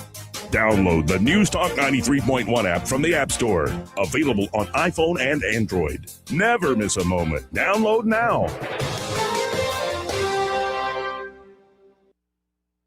You officially survived the holidays, but the same can't really be said for your carpet. Instead of playing What's That Mystery Stain, why not ring in the new year while you bring in new flooring from Prattville Carpet? Get unbeatable prices during their New Year's sale, and when you purchase Mohawk Smart Strand Carpet, ask about the free upgrade to a free pet pad. Hi, I'm Ray Bowles from Prattville Carpet. If you're looking for carpet, hardwood, laminate, vinyl plank, or ceramic tile, call us today for your free measurement. Step into the new year with new floors. Shop PrattvilleCarpet.com. Don't you love the feeling of coming home to a clean house? Let Southern Bell's Cleaning Service get your home in order. Families in the River region trust Southern Bell's because they know Callan and Jesse will show up on time and believe in cleaning the old-fashioned way. They bring all their own supplies and specialize in full-service, residential, commercial, vacant properties, and construction cleanup. Estimates are always free. Call Southern Bells today at 546-0715 or follow them on Facebook at Southern Bells Cleaning River Region. Are you tired of the mainstream media's biased reporting? Do you want to stay informed on the news that really matters to you?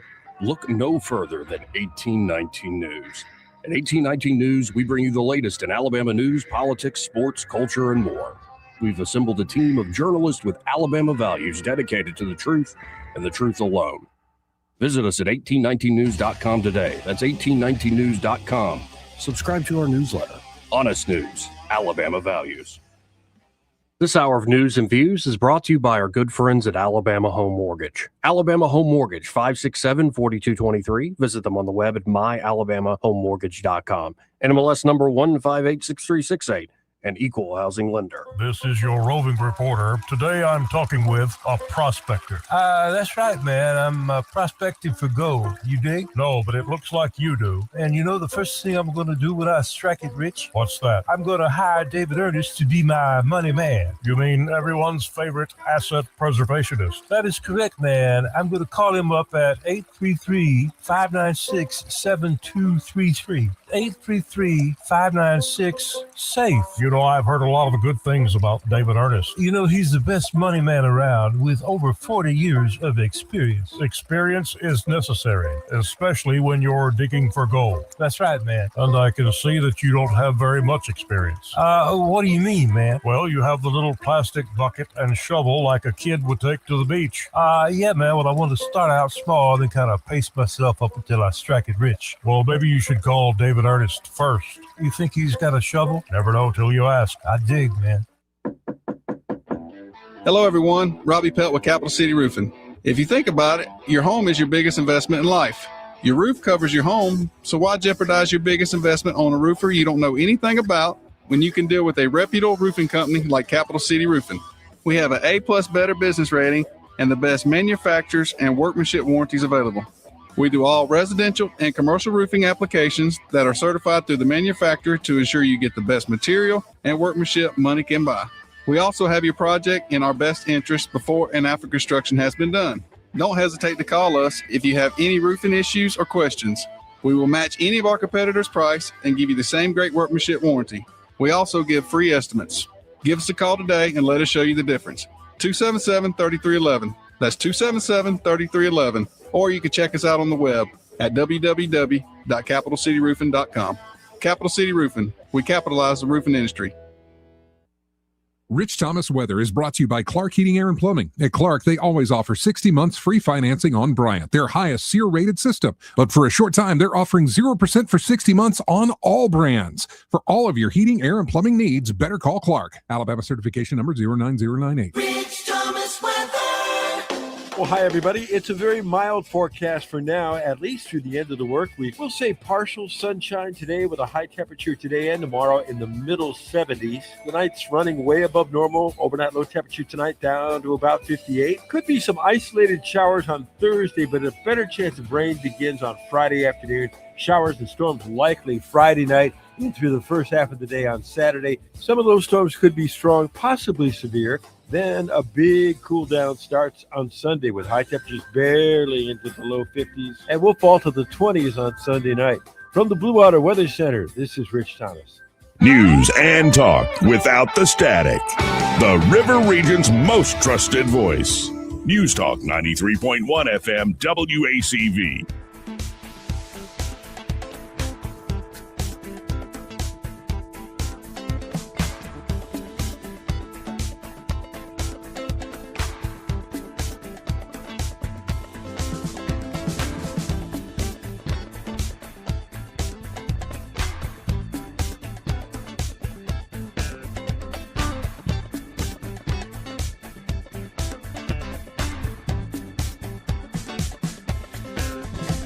Joey Clark. Welcome back. I'm your host, Joey Clark. Eddie Bader here in the studio with me. About it.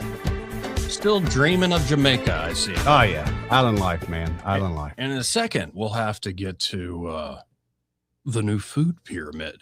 Yeah, they just put out a new pyramid. It seems like it got knocked on its head a little bit there, Joey. Yeah, in a second, we'll have a Dr. Oz clip for you. What is he going to say? Hey, Dr. Oz here. What you're hearing today with these dietary guideline adjustments are going to be massively effective. Massively. Not just dropping the need for us to buy these weight loss drugs, but buy expensive drugs for autoimmune problems. Dr. Oz out. You'll hear the actual Dr. Oz in a second. That was pretty good, though. That's a fun Dr. That was pretty good. Yeah. He's just talks He's about always in a hurry, man. No, he's a TV guy. Like he really is the daytime TV guy. Next break. Let's go. All right. Hey, welcome back to the show. Becky, are you tired of those warts? Anyway, let's go to Dennis. Hey, Dennis, how are you? Joey, how y'all been doing? I hope a happy new year, y'all. I hope you had a Merry Christmas and all. Of course. I hope you did too, Dennis. Yeah.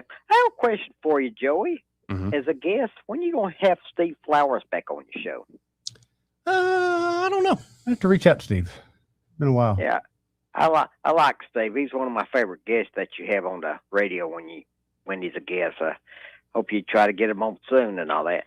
Well, Joey and Eddie, I want to get y'all's thoughts. What did you think of Andrew Sorrell decided to run for re-election state auditor instead of Secretary of State? Does that mean Carolyn Dobson's not going to have no opposition in the primary now? Unless somebody sneaks their name in real quick. But yeah, that is what it means. Hers right now. Really, man, that's something else.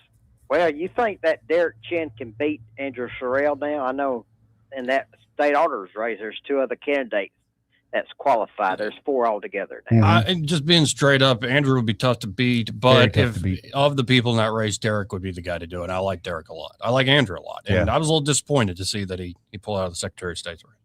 Well, it's going to get y'all's reactions. A.J. McCarron and Palmer Feinbaum didn't have the guts to run for public office. What's your thoughts on that? I think Feinbaum laid it out pretty straight up. He didn't want to do what it took to actually win, and he didn't like what the consultants are telling him, and just quality of life things. And I think the same thing for McCarron.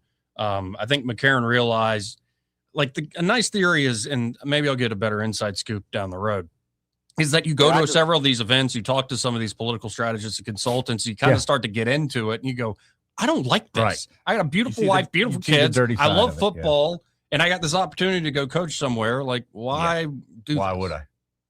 Well, I just wonder. It's not like the days of George Wallace, is it? Seemed like George had a fire in the belly. Yeah. Oh, yeah. Oh, yeah. You know, I'm serious about that. Yeah, I agree. And all that. So, guys, y'all have a good rest of the week, and it's good talking to y'all again. You too, Dennis. Take care, buddy. 272-9228 if you want to get in on the conversation. That's 334-272-9228. But the new pyramid was released. Where's steak at? Where's steak at? Here, let me just pull it up here. I kind of feel like I want steak today. Where are we at in this pyramid? Like, I want to pull up the actual new photo, the new pyramid, food pyramid. And they're saying eat real food. So okay, so that means the plant-based stuff we ain't got to worry about no more? No, there's a lot of veggies and plant stuff. I can tell you this. I had those Reese's plant-based stuff. Don't do that. All right, here it is. I don't know why that. Don't want to come up? No, there it is. Okay. So we're looking at, like, it's completely inverted. It is. A little bit of whole grains and then cheese up top, some fruit, and then you start getting into your dairy. But yeah, cheese and like steak and fish and eggs, shrimp, milk, chicken, all up top. And then vegetables are like carrots and broccoli. And honestly, as I've been losing weight, this makes a lot of sense. But the milk, you got so many options with milk now. Is that a whole milk or is that a 2%, 1% skim? What are they suggesting here? No, I think whole milk's fine for you. Now, you might be wanting to watch how much fat you're consuming, like if you're trying to lose fat. Yeah. But whole milk's great for you, man. Whole milk for the win. It's delicious. A lot of great nutrients in it. Like, yeah. Like, and a lot of this is just reflecting the common sense of at least this age. who knows? Maybe we'll look back and be like, that's what I'm wondering. Okay, 20 oh, this years is from now, crazy. That was crazy. we're going to domino this around a little bit. No, and like for me, I'm at the point I track macros. Yeah. Like how much protein, how much fat, how many carbs I'm eating a day. Now, I don't have to live by it like it's gospel. There are days where I'm like, I want to eat. Watch it, yeah. But generally speaking, on a normal day, and it's not easy. You realize, especially once you start paying I'm attention doing a to it? lower fat thing with a high protein and a pretty good carb amount, and you realize how much fat is. You realize like how easy it is in American like cuisine to Oh, just there. I'll put it this way: like I could eat a Five Guys hamburger, just a cheeseburger, single patty. That's pretty much my fat for the day. Yeah. No bread? No, you could have the bread. But I mean, are you doing the bread and everything? But or you just, the fat and the beef, and maybe if you put mayo, definitely is. Oh, yeah. Like yeah, but like yeah. okay. Like, What if I do a Wagyu burger? Is that no, going to that's be a better lot- or worse? No, that's a lot more fat. But No, but a lot here's the more thing. delicious too. Is If you what I'm don't hearing. eat a crap load of fat for breakfast Yeah. and lunch, and in fact, you say no, so you can still eat great and have. And I'm learning like, oh, it tastes even better when it's not like you're constantly Yeah, but consuming shouldn't this. you? I mean, common sense would tell me you eat a high calorie breakfast because you got the day to burn it off, not so much a high calorie dinner so you can sleep it off. Yeah, it depends on Okay. what you want to do. I've been doing high cal breakfasts, but I'm changing. That's it what up. I figured. Just But no, it makes a lot of sense looking at this thing. Anyway, here is Dr. Oz, and he's going to comment on the new pyramid. Do want to express my appreciation for what the president has done overall to increase the affordability of healthcare. The biggest accomplishment, perhaps, for the health system ability to drop down prices last year was the most favored nation drug pricing that Caroline mentioned. These are incredibly effective at reducing the costs, for example, of what the president calls the fat shot, the Ozempic GLP-1s category of medications. We dropped them dramatically. But the best way to reduce drug spend in America is to not need the drugs in the first place. What you're hearing today with these dietary guideline adjustments are going to be massively effective, and not just dropping the need for us to buy these weight loss drugs, but buy the expensive drugs for autoimmune problems. We have evidence that food is medicine when it comes to conditions for various mental health issues, from Alzheimer's and depression to fundamental realities of how children learn in school. I do want to express my appreciation for the fat shot. You missed a lot of that. who's the guy to the left?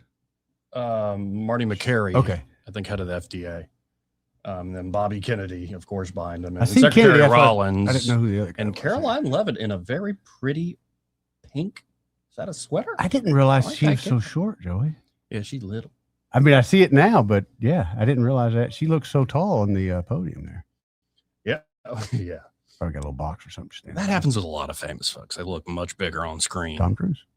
Yeah, most folks, like most entertainers, are tiny people. There's a football player, quarterback, Aaron Rodgers. He Yeah. said the most annoying thing people say to him is, "You look a lot bigger on TV." He's not small either. He's not small, but he looks like a giant on TV. Now, here is Bobby Kennedy. We brought this to folks yesterday that the United States is changing its childhood vaccine schedule. Right. And it's essentially going from 18 or 17 or 18 diseases, which added up to over 70 doses, to now 11 core diseases they're recommending. But Kennedy's making clear, like, I'm not banning anything can from still do it, anybody. right? You can do what you wish. Right. We're just changing the guidance so you're not essentially forced into this. Let's listen in to Bobby Kennedy make his case. I'm not going to take people's vaccines away from them. People who want to get vaccines, everybody who wants them can get all of the vaccines that were on the old schedule. They will all be paid for by the Vaccines for Children program or for the insurance the same as before. We release guidelines that we think are optimal to public health. They're the same core vaccines that are required by the European community. And those nations all have much better health outcomes than we do. And they're based on their best science and also on their conviction that when you put too many vaccines on the program, it actually reduces compliance. It reduces uptake. And so we want to maximize the uptake of vaccines by making sure that Americans know that we are making recommendations that are science-based, that are common sense, that are grounded in science. And right now, that's the best science that we have. And But again, there's 3 categories of vaccine. One is the core schedule, which resembles the European countries. The second is for people who have vulnerabilities for high risk, and that doesn't change at all. And then the third is shared decision making, which any vaccine that was on the old schedule, you can continue to get. So people will make their own choices, and that's what democracy is about. And yet, I think he's in a tough position of the folks that like say, we want no schedule. Right. And then the folks are like, no, like not only do we need to keep the current one, but we need to add to it. Yeah. But he's trying to stick that sweet spot. That's a tough play the middle, that one, man, because I know people that put him in there said, okay, this is what we've always wanted. Right. Pull the lever. Right. But yeah, that's your health update. I do love you missed it. Dr. Oz. Hey, Dr. Oz here. What we're trying to do here, Ozempic, or as the president calls it, the fat shot. We're not going to have to do that as much because food is medicine. Dr. Oz out. Food is medicine, but they keep putting crap in it. Though you are seeing more and more folks like it, because it's one thing, you shouldn't just focus on fat, because some people are bigger bones, some people do have, there's unique things that go on there. Sure. So it's not just weight and like the fad BMI. stuff. Right. It's more so like you could have psychological effects. So like I saw one guy I follow saying because he couldn't find diet Dr. Pepper, he was just drinking normal Dr. Pepper on a trip that he was at, and he started feeling like really weird. Like, is it just the sugar? And it's like, no, some of these things, like these huge like cocktails that go into these processed drinks and foods, you got to wonder how it does. Maybe you'll be fine, you adapt or whatever, but it does affect your mood. It affects just definitely. how you're carrying yourself in general. And that's going to be very hard to pinpoint with studies, because I think we're learning more and more people are unique. Yeah, their physiology is just unique. like with drugs. Everyone acts a little bit different with drugs. Food's going to be the same way. Right. So I think in an environment like that, where it's hard to control, we can do all sorts of good studies on all sorts of stuff, but in particular with diet, it's tough to control and also measure long-term effects. Like if you consume a certain thing for decades, what does it do to you? The choice should be freedom. Like But you you should need to be lean informed. into freedom, informed freedom, yes. But, and I don't just mean freedom to like drink or eat whatever you want. Of course that. I mean, more freedom in the research realm, more freedom in the, say, medical institutions that allow for actual open debate and discourse. That's the problem right And I think what we're seeing, not just in the hard, say, medical stuff, but across academia, just a rigged, shoddy system called peer review. Yeah, you say which mine's has good, I seemed say yours a is good good. idea in principle, but it's become this fiefdoms that people control. And also, when you control massive amounts of money coming from the federal government, you're able to box out alternative ideas. And also, there's plenty of examples of like you had a young whippersnapper who's a graduate student, and they have a freaking brilliant idea. And that idea just happens, you're the dean or whatever you are, that idea happens to show that you're wrong. Oh, can't have that. What might you do is you suppress that kid. You might steal his idea. Yeah. Like there's a lot of dirty crap that goes on. Oh, there's a lot of that. In that world. And because it is so insulated from everyday people, they kind don't of get think it away happens. with, because, I mean, who am I to tell like the doctor in the family, no, you're wrong. Bobby Kennedy's great. Like credential-wise, that You could person be the has, black sheep. Right. Credential-wise, that person has much more than I got going on. But Right. anyway. But you got that there common sense. Well, I actually listened to Dr. Oz this morning. He told me to get rid of the warts, Becky. Just rub some butter on it. Butter, Amish butter, or whatever type of butter. Actually, margarine. Margarine. There you go. Margarine, not butter at all. Yeah, a good old margarine. In fact, just pour gasoline on your foot. Dr. easier. Oz out. He may not know whether he's coming or going, but whether you're going to work or coming home, Greg Budell is there. Mornings 6 till 9 and afternoons 3 till 6. Only on News Talk 93.1 FM WACV.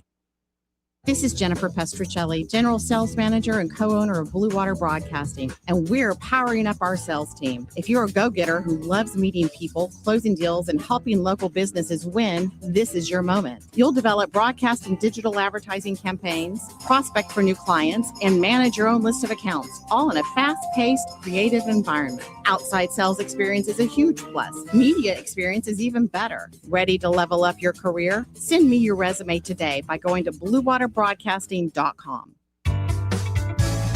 E-Bike Oasis, E-Bike Oasis, E-Bike Oasis, ride for free. E-Bike Oasis, E-Bike Oasis, E-Bike Oasis, ride for free. At E-Bike Oasis, we're more than just Montgomery's best electric bicycle store. E-Bike Oasis offers free 1-hour electrical bicycle rentals and a full-service electric bike repair shop. Stop by E-Bike Oasis in Montgomery today for free rentals, repairs, and electric bicycle brands in town. This hour of news and views is brought to you by our good friends at Alabama Home Mortgage. Alabama Home Mortgage, 567-4223. Visit them on the web at myalabamahomemortgage.com. NMLS number 1586368, an equal housing lender.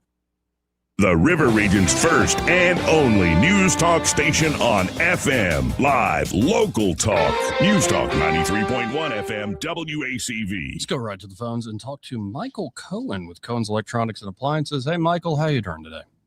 I'm doing great. Good to hear. And it's always good having Eddie Boy back from Jamaica in one piece. But hey, what's the score there today at Cohen? That's like 21 to zip. Another it's been a shutout. good day. I like that.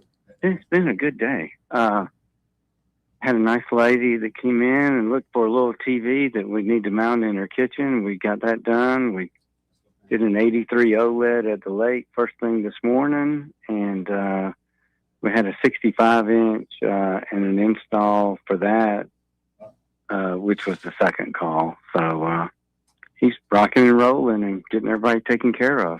Well, and just to remind folks, nobody, not even these big box stores and all this other stuff online, they're not going to beat Cohen's on price. Nobody beats y'all on price for these great products.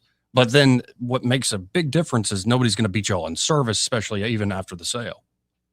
Well, that's right. I mean, because, you know, we do have our own appliance technicians that come to your home to repair your appliances. And Michael Jacks can help you with a lot of your audio video needs. So, you know, there's a lot that goes on after the fact that we try to take care of everyone. Well, folks, in the new year, get by there. Honestly, like I still have that dream of building an entire home theater, Michael. Like with the latest TV or short throw projector and big old sound system, and get the theater chairs, and like it's just something I want. Maybe it's silly that I want it, but y'all could provide it. We sure could. And we'd love to do that for you. Are you still living in the bedroom? Or yes, I am. Living small, baby. Saving money. Staying away from women, kind of. You know, I know somebody that sells real estate. I think they could help us. Michael, I've been trying to sell this man a house for like 8 years now. I'm a tough sell. Oh, well, better is your customer than mine. Yeah, there you go. Well, actually, hey, you got something out of it. You did better than I have. Well, folks, get by Cohen's today like I did. 2515 Eastern Boulevard here in Montgomery. They're open 9 to 6 Monday through Friday, 9 to 4 on Saturdays. And be sure to find Michael and say, hey, I heard you on that radio show with those two jokers, Joey and Eddie. That's right. Yeah. Y'all come see us. Let us help you make the right choice for whatever your needs are, audio, video, or appliances. Have a great day. Appreciate you, Michael. See you, Michael. Coming up, if the construction crew doing the parking lot doesn't all of a sudden decide to start getting loud and breaking rocks and concrete. They're back from lunch, Joey. We have in waiting. I'm going to hit this break early. Right. We have Congressman Barry Moore, candidate to be your next United States Senator from the great state of Alabama after this. Broadcasting from the Riverside Chevrolet Master Control Center, this is WACV Cusada, News Talk 93.1 FM. When it's Chevy, it's Riverside. With SRN News, I'm Bob Agnew in Washington. The administration is seeking to assert its control over Venezuelan oil, seizing 2 sanctioned tankers today, both transporting petroleum, also announcing plans to relax some sanctions so the U.S. can oversee the sale of Venezuela's petroleum around the world. The administration intends to control the distribution of Venezuela's oil products globally, following its ousted President Nicolas Maduro. President Trump says the profits will go to help the Venezuelan people as well as U.S. citizens. Also, U.S. oil companies will play a major role in getting the country's oil production capacity back up and running. Minneapolis Mayor Jacob Fry says the Immigration and Customs Enforcement officer who shot and killed a motorist acted recklessly today, but Homeland Security says it's not true. They say that a woman was trying to use her car to ram and even kill ICE agents. This is SRN News.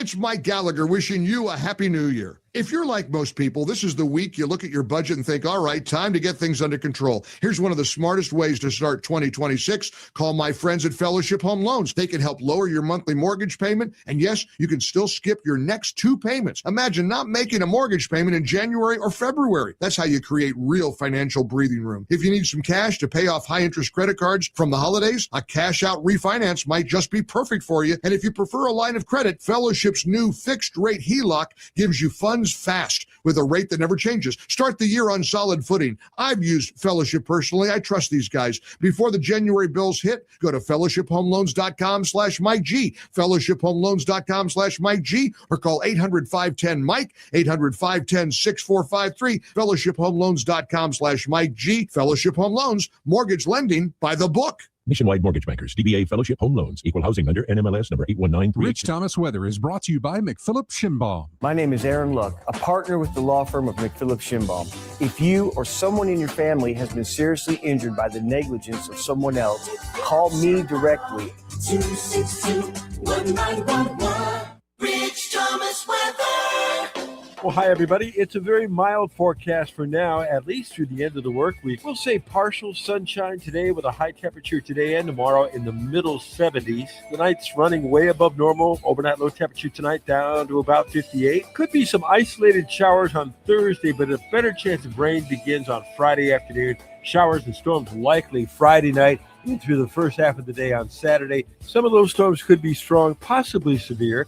Then a big cool down starts on Sunday with high temperatures barely into the low 50s, and we'll fall to the 20s on Sunday night. From the Blue Water Weather Center, this is Rich Thomas.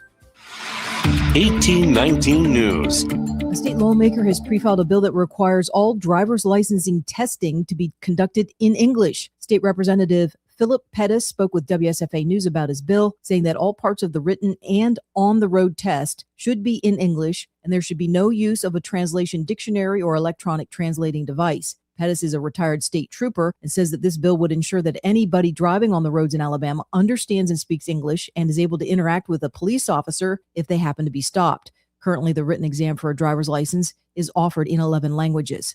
I'll be back with more Alabama stories after this. Did you know that 70% of people experience a potentially traumatic event in their lifetime, and that 6 out of every 100 adults face PTSD every day? Help us bring hope to these survivors by signing up for your Alabama Distinctive PTSD Awareness license plate today. The great thing is you can sign up no matter when your current plate renews, and the first year is complimentary. All you need is your VIN number on hand. Drive awareness, drive hope, and customize your plate today at atease.org. A man awaiting trial for the murder of his own father has died while in jail. 44-year-old William Fales Jr. was first arrested for the shooting death of 80-year-old William Fales Sr. on December 6th. This past Monday, Fales Jr. asked to be taken to a medical unit in the Madison County Jail, where he later became unresponsive and life-saving measures failed. An autopsy will be conducted.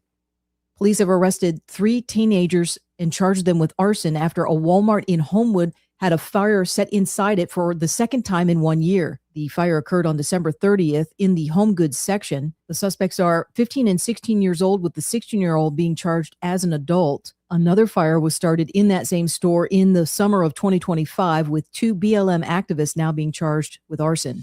I'm Andrea Tice. For more news affecting Alabamians, go to 1819news.com. And while you're there, subscribe to the daily newsletter.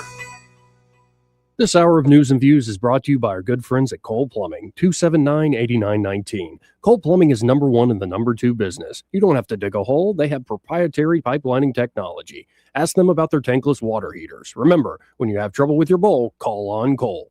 The views and opinions of the following program are solely those of the host and other contributors. These do not necessarily represent those of Liberty Acquisitions 825, Blue Water Broadcasting, its management, staff, or any advertisers.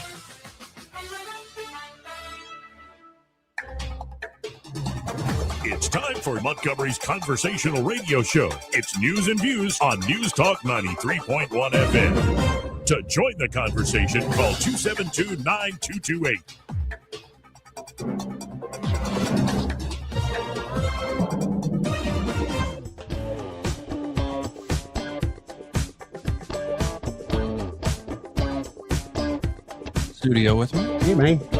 And as promised, joining us now on the stream, we have United States Congressman Barry Moore, and he is a candidate to be your next senator congressman. How are you, sir? I am good, Joy. How you doing, man? Life is very, very good. So I just want to start with the basic question. Why should you be the next senator from the great state of Alabama?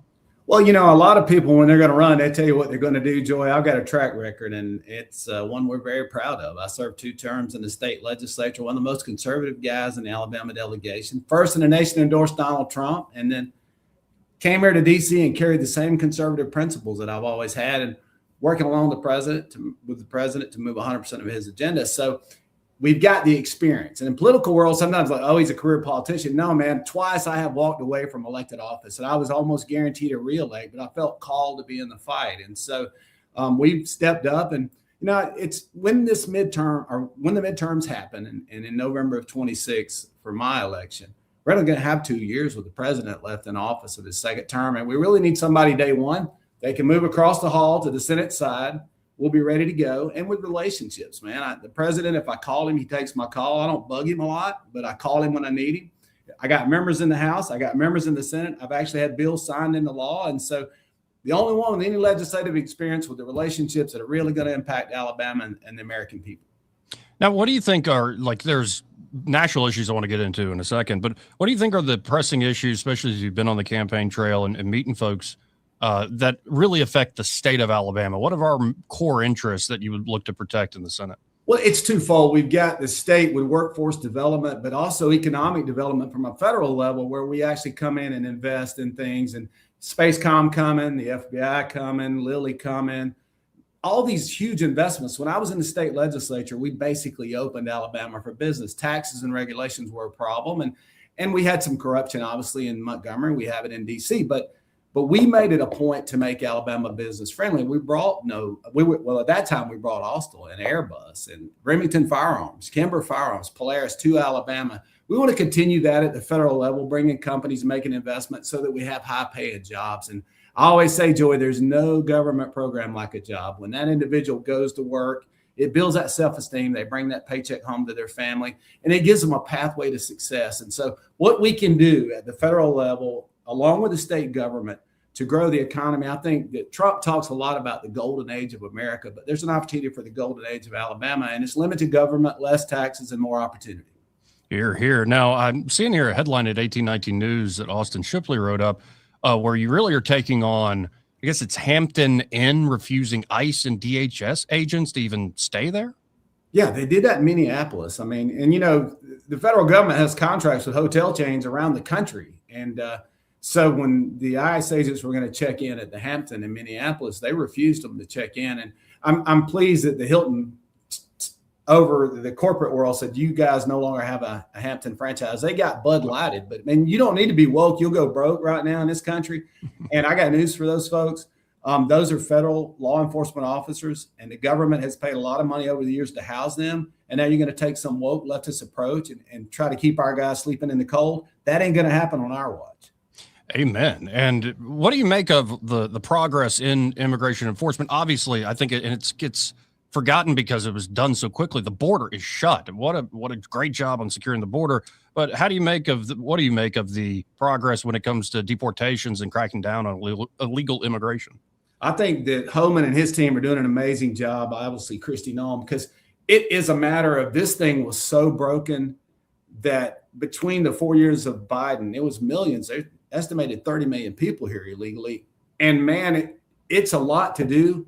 And you don't see it every day in the news, but the work they are doing, they've already secured the border. So we don't have that flow. We don't have the fentanyl coming, but now it's getting those people out of here, the bad actors, the people that are here illegally out of the country. And to Homan's credit, they're even fighting local government. Some of these mayors, some of the local law enforcement, we saw that, I think it was in Chicago where they didn't want to help our own guys do the job and they called for police backup. And so they have a tough job in some of these communities, but I think they're doing incredible work. Now, I think the foreign policy changes are fantastic. Maybe not. I have a lot of libertarian friends that wanted full Ron Paul. I'm like, that was never in the cards, folks. But I love this new national security strategy, and we're seeing it played out. I guess he called it the Don Roe doctrine. The president did the other day. What do you make of this recent action with Venezuela? Man, it's incredible, Joy. We actually had a briefing a little bit earlier from SecDef and CIA and Pam Bondi. We had them all come in and talk about, and the way around the country, and I know around the world, I should say, very often people fight and die for liberty to remove tyrants. What Trump did and the precision that our armed forces, how they executed that, plucked him out of there and brought him back for justice. Don't forget, Biden put a $25 million award on this, guys. And it's funny because Rubio was in there this morning. Trump, they had upped that to $50 million. And one of the Democrats got up and said, well, what did that cost the American people? Like they've ever been worried about the cost of anything. And Rubio looked at him and said, well, at least we saved $50 million when they have to pay the reward. So you can take that off the tab. But really, the way that they executed that and liberated some of those people and seized some assets, I think that's important. That oil was not being used for good things. It was being used to help supply some of our enemies. And the fact that they seized so many American assets when this regime took over, I mean, that we had oil companies down there, the Venezuelan people, one of the wealthiest countries in the Western Hemisphere. And they were living to poverty to the point of eating zoo animals and starving to death, because that's what happens when tyrants take over, right? And so I think the way we did that and the way we took Iran's nuclear capabilities out, it's not a 20-year war. We don't have boots on the ground. We're in and out in 31 hours, 22 hours, whatever that looks like, that mission looks like. Man, it's amazing what our American military can do. And the coordination between the CIA, the teams that had to do that, the aircraft that were airborne. You saw, I think in one of the Twitter photos, it was like a bunch of rotor-wing guys, CH-47s, UH-60s. I feel like a lot of those guys were trained in my current district at Fort Rucker. And so very proud of the way that the president, his team handled it, and our military executed the mission. Yeah, speaking of the military, especially, there are a lot of veterans in this Senate race, and I think Alabama's just better for it in general, having that healthy competition. But I know over the years, even locally, when you're here in the state legislature, you very much had a heart and were working hard to serve veterans. Is this something you're going to pursue in the Senate? And I guess I would add to that, what sort of committees are you looking to get on and specialize in? Yeah, so I'm a veteran. I serve. I'm on the one Alabama delegation currently that served, and my brother's a retired Marine F-18 guy. My son-in-law was an Army Ranger, and so. But I grew up with Fort Rucker, Joey. All my buddies' dads were Vietnam pilots. I mean, they had made the missions in and out of Vietnam, and so I've always had a heart for those folks because I knew what the families dealt with. I saw the PTSD, and so I chaired the Veterans Affairs when I was in the state of Alabama. Did more legislation in those 8 years than anybody in my class. I mean, from in-state licensing for a licensed reciprocity for spouses to in-state tuition. When I came here, I joined the Veterans Affairs Committee, served 2 years. And if you look at our record here in D.C., we have over 7,000 cases we resolved for veterans and small business owners, a little over $17 million. We were number 2 in the nation in accessibility. So when a veteran calls, we take the call and we take care of the issues. And so we'll continue to do that. I have a heart for those folks. And certainly I'll be on the Veterans Affairs Committee in the Senate. I'll continue on ag. I'm on Judiciary currently in the House. We'll see. You do about 5 committees in the Senate. So there'll be some others. Obviously, I think I'm going to have to look at SASC, Armed Services Committee up there, because that's a big part of Alabama. And so beans and bullets, my friend, that's what I was always told when I was in the military. You needed beans and bullets to send your guys out. So Alabama, we got the defense thing figured out. We got to make sure we're able to feed our troops. I think Alabama plays a big part of that too as well. So yeah, those are some committees. I'm sure probably veterans, ag, armed services, and a couple of others. I'm not sure just yet. And again, folks, talking to Congressman Barry Moore. He is running for United States Senate to be the next senator from the great state of Alabama. And folks are listening to us, Barry. If they want to volunteer, if they want to donate to your campaign, how can they do so? BarryMooreForAlabama.com. And hey, Joey, you still lean a little bit libertarian. I think it's good for people to know I'm the most conservative member in the delegation. And Coach, I think, had a 91 Liberty score. I had a 92. So I always tell him I bumped him out just a little bit. He's competitive that way. No, and you're anticipating my next question. I had a few folks say the question they want to ask everybody who's running for this office is, how are you going to keep the legacy going, the good conservative legacy that Coach Tuberville, who will probably be Governor Tuberville before too long, how are you going to maybe fill those shoes? It's tough to, he made some waves there in his time. He has, as we have. I'm the only member in the House Freedom Caucus currently from Alabama. And like I said, Coach's Liberty Score, we both came here in 2020. So we have voted and worked alongside each other. And he, like I said, he has a 91. I edged him out. I'm more for your freedom than he is by 1 whole point, but I'm at a 92. And so, it's just one of those things, man. I'm going to vote my convictions for less government, more liberty. And when I've got that high liberty score, I mean, you think about this, man. In America, the thing we do to punish you is we take away your liberty. We lock you up. And very often we vote to allow people to do that in Washington, D.C. And I'm not that guy. I am a guy that's going to protect your liberty and your freedom. And my record proves it. Here. And zooming out a little bit, just to put on, say, your political strategist cap. How important are these midterm elections, especially the House, the Senate as well? What, say, your Democratic colleagues up there, what are they almost threatening to do at this point if they, say, take over the House? They're going to impeach President Trump day one. I currently sit on Judiciary Committee, and Jamie Raskin, who is a ranking member, had already drafted articles of impeachment if the Democrats took the House this last cycle. And so they're just obstruction. It's just like shutting the government down, impeach anything they can do to slow the America First agenda. And so it's important, brother, that we win these midterms. I think right now, if you look at the polling, the Republicans we're at 66 points ahead of the Democrats. That's the biggest spread in history on just generic ballots. And it's because we moved the big, beautiful bill. We're seeing fuel prices come down. The president is doing wonderful things around the globe to help make sure that we secure peace in those areas and regions. And so I think for us, it's just a matter of running on what we've done, cutting people's taxes, making sure we've already secured the border. We promised we'd do that. We funded our defense. We're going to build the dome in North Alabama, it looks like, with Spacecom coming. So the Golden Dome will actually, a lot of that will be manufactured in Alabama. So securing the border, making people proud of America again, and bringing some peaceful negotiations, stopping a lot of wars around the globe, and cutting some taxes, obviously, I think is big. And look, we passed 15 of the president's executive orders in the big, beautiful bill. We're going to continue to do the things. We need to work on pricing, but I think the lack of fraud, brother, helps fix some of that. As we're cleaning up the fraud, we did in the big, beautiful bill on SNAP. Now we're seeing what we're doing in Minneapolis, cleaning up a lot and shutting that border down, man. It's like J.D. Vance said yesterday, if we have a housing crisis because we got 30 million people that weren't here 4 years ago that rolled in across the border. You got wage issues because you got people competing for jobs that are not paying taxes. They're coming in, bumping out the American worker. So we're already working on the affordability issues, and part of that is securing that border. And of course, where we put downward pressure on government spending, that'll slow inflation. Here. And well, I appreciate your time today. And if you're here in town, we'd love to have you in studio, but this works great here on the stream. And I remember on a personal note, I think I first really met you when I was hosting with Jack Campbell, and you ended up winning that congressional race. And I'm sad. I have been sad that you haven't been my congressman. Thank you, federal courts. But you've been kicking butt, man. And best of luck in the Senate campaign going ahead. And you're always welcome here. Hey, thank you, my friend. Keep our nation in your prayers. And we appreciate you, Joe, as always. Amen. Appreciate you. Again, folks, that is Congressman Barry Moore. Always appreciate his time. And crowded field, competitive field. As we were talking earlier with Jeff Poore, like you look at the polling, most folks are undecided.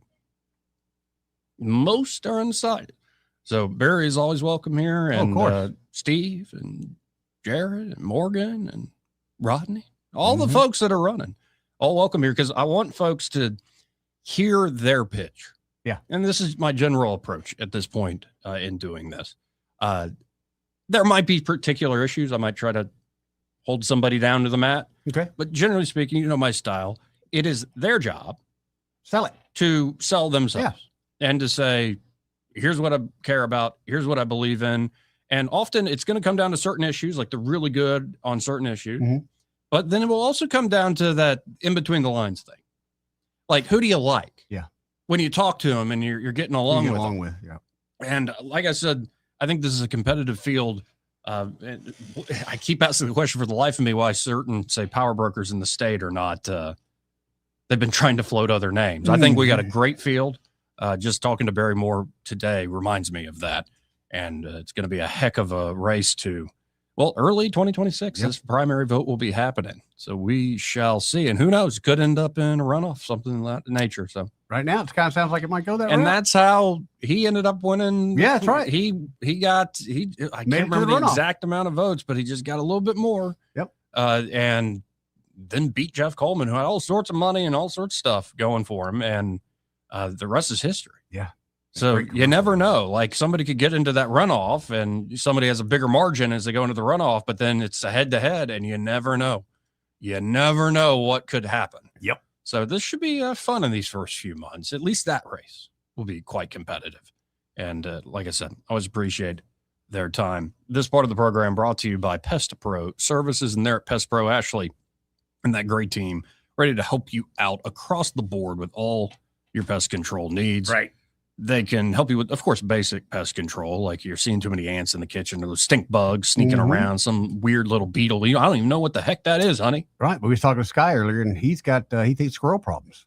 Oh, no. They can help you with that. They have the wildlife control He's service. supposed to call him up this afternoon. Yeah. He said he found the entrance and exit hole. I said, that's half the problem. Now call them up and let them do the removal. And maybe the little critter living in your home, making a home out of your home. Yeah. Isn't obvious. But you start seeing, like, what are these little brown things in the droppings? cupboard? Yeah. And it could be mice. Yep. God forbid it's rats or raccoons. Now you're going to notice them. They make a scene, man. But if you got a problem with those raccoons or squirrels also, like squirrels in the attic can be so destructive. Or God forbid a bird, something like that. Like all sorts of critters trying to get in there, and Pest Pro Services can get them out or just prevent it in the first place. That'd be all right. And of course, termite season will soon be upon us. Joey. When you're playing with fire, if you hadn't got a termite inspection, and then they do year-round protection. Lay out what are these little traps that if termites do show up, they're going to go for those traps. You'll see them in the little baiting monitors there, so you can see if you got some issues. And you can take care of them before it's ever even close to a problem. Right. So they just do great work. And here's the deal: they sell themselves and how good they are at what they do. But add to that, they're awesome folks. They're great folks. Like in you're the working community, with man. great local folks who are always giving back. A true success story here in the River Region. So y'all check out Pest Pro Services today. You can always learn more at ppsriverregion.com or just search Pest Pro Services on the Book of Faces, very active Facebook page, or call them direct. 265-9990. That's 265-9990. When you want to know, call a pro. Pest Pro Services. And be sure to tell Ashton and that great team, Joey and Eddie, those fellas on the radio sent you. Now, what'd you think?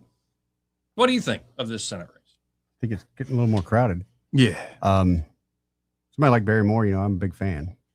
I've seen him in action. I've seen him make some promises and actually went and did what he said he was going to do. But getting crowded, Joey. Yeah. No, and you got to keep in mind, he was the first, I think, in the nation, elected official to endorse Trump. Okay, but here's the big reason I like him. He said he would go water skiing in the wintertime on Lake Jordan, and he did. And he did. He did. So, the man can keep his word. I got to give it to him. No, and I like that good Liberty score. I like the being able to stand on Funny principles. that I'm glad that he did kind of wedge out Auburn coach there with the Liberty score, but it surprises me because coach has been just right on the money. What's it take to get 100? I mean, they're in the 90s. What's it take to get 100? Yeah, and some of these folks, these purists. Yeah. Right. Yeah, it's true. It's like women. You'll never get 100. This is like women. Oof, don't get me started. And speaking of women, can we talk about it? Which one?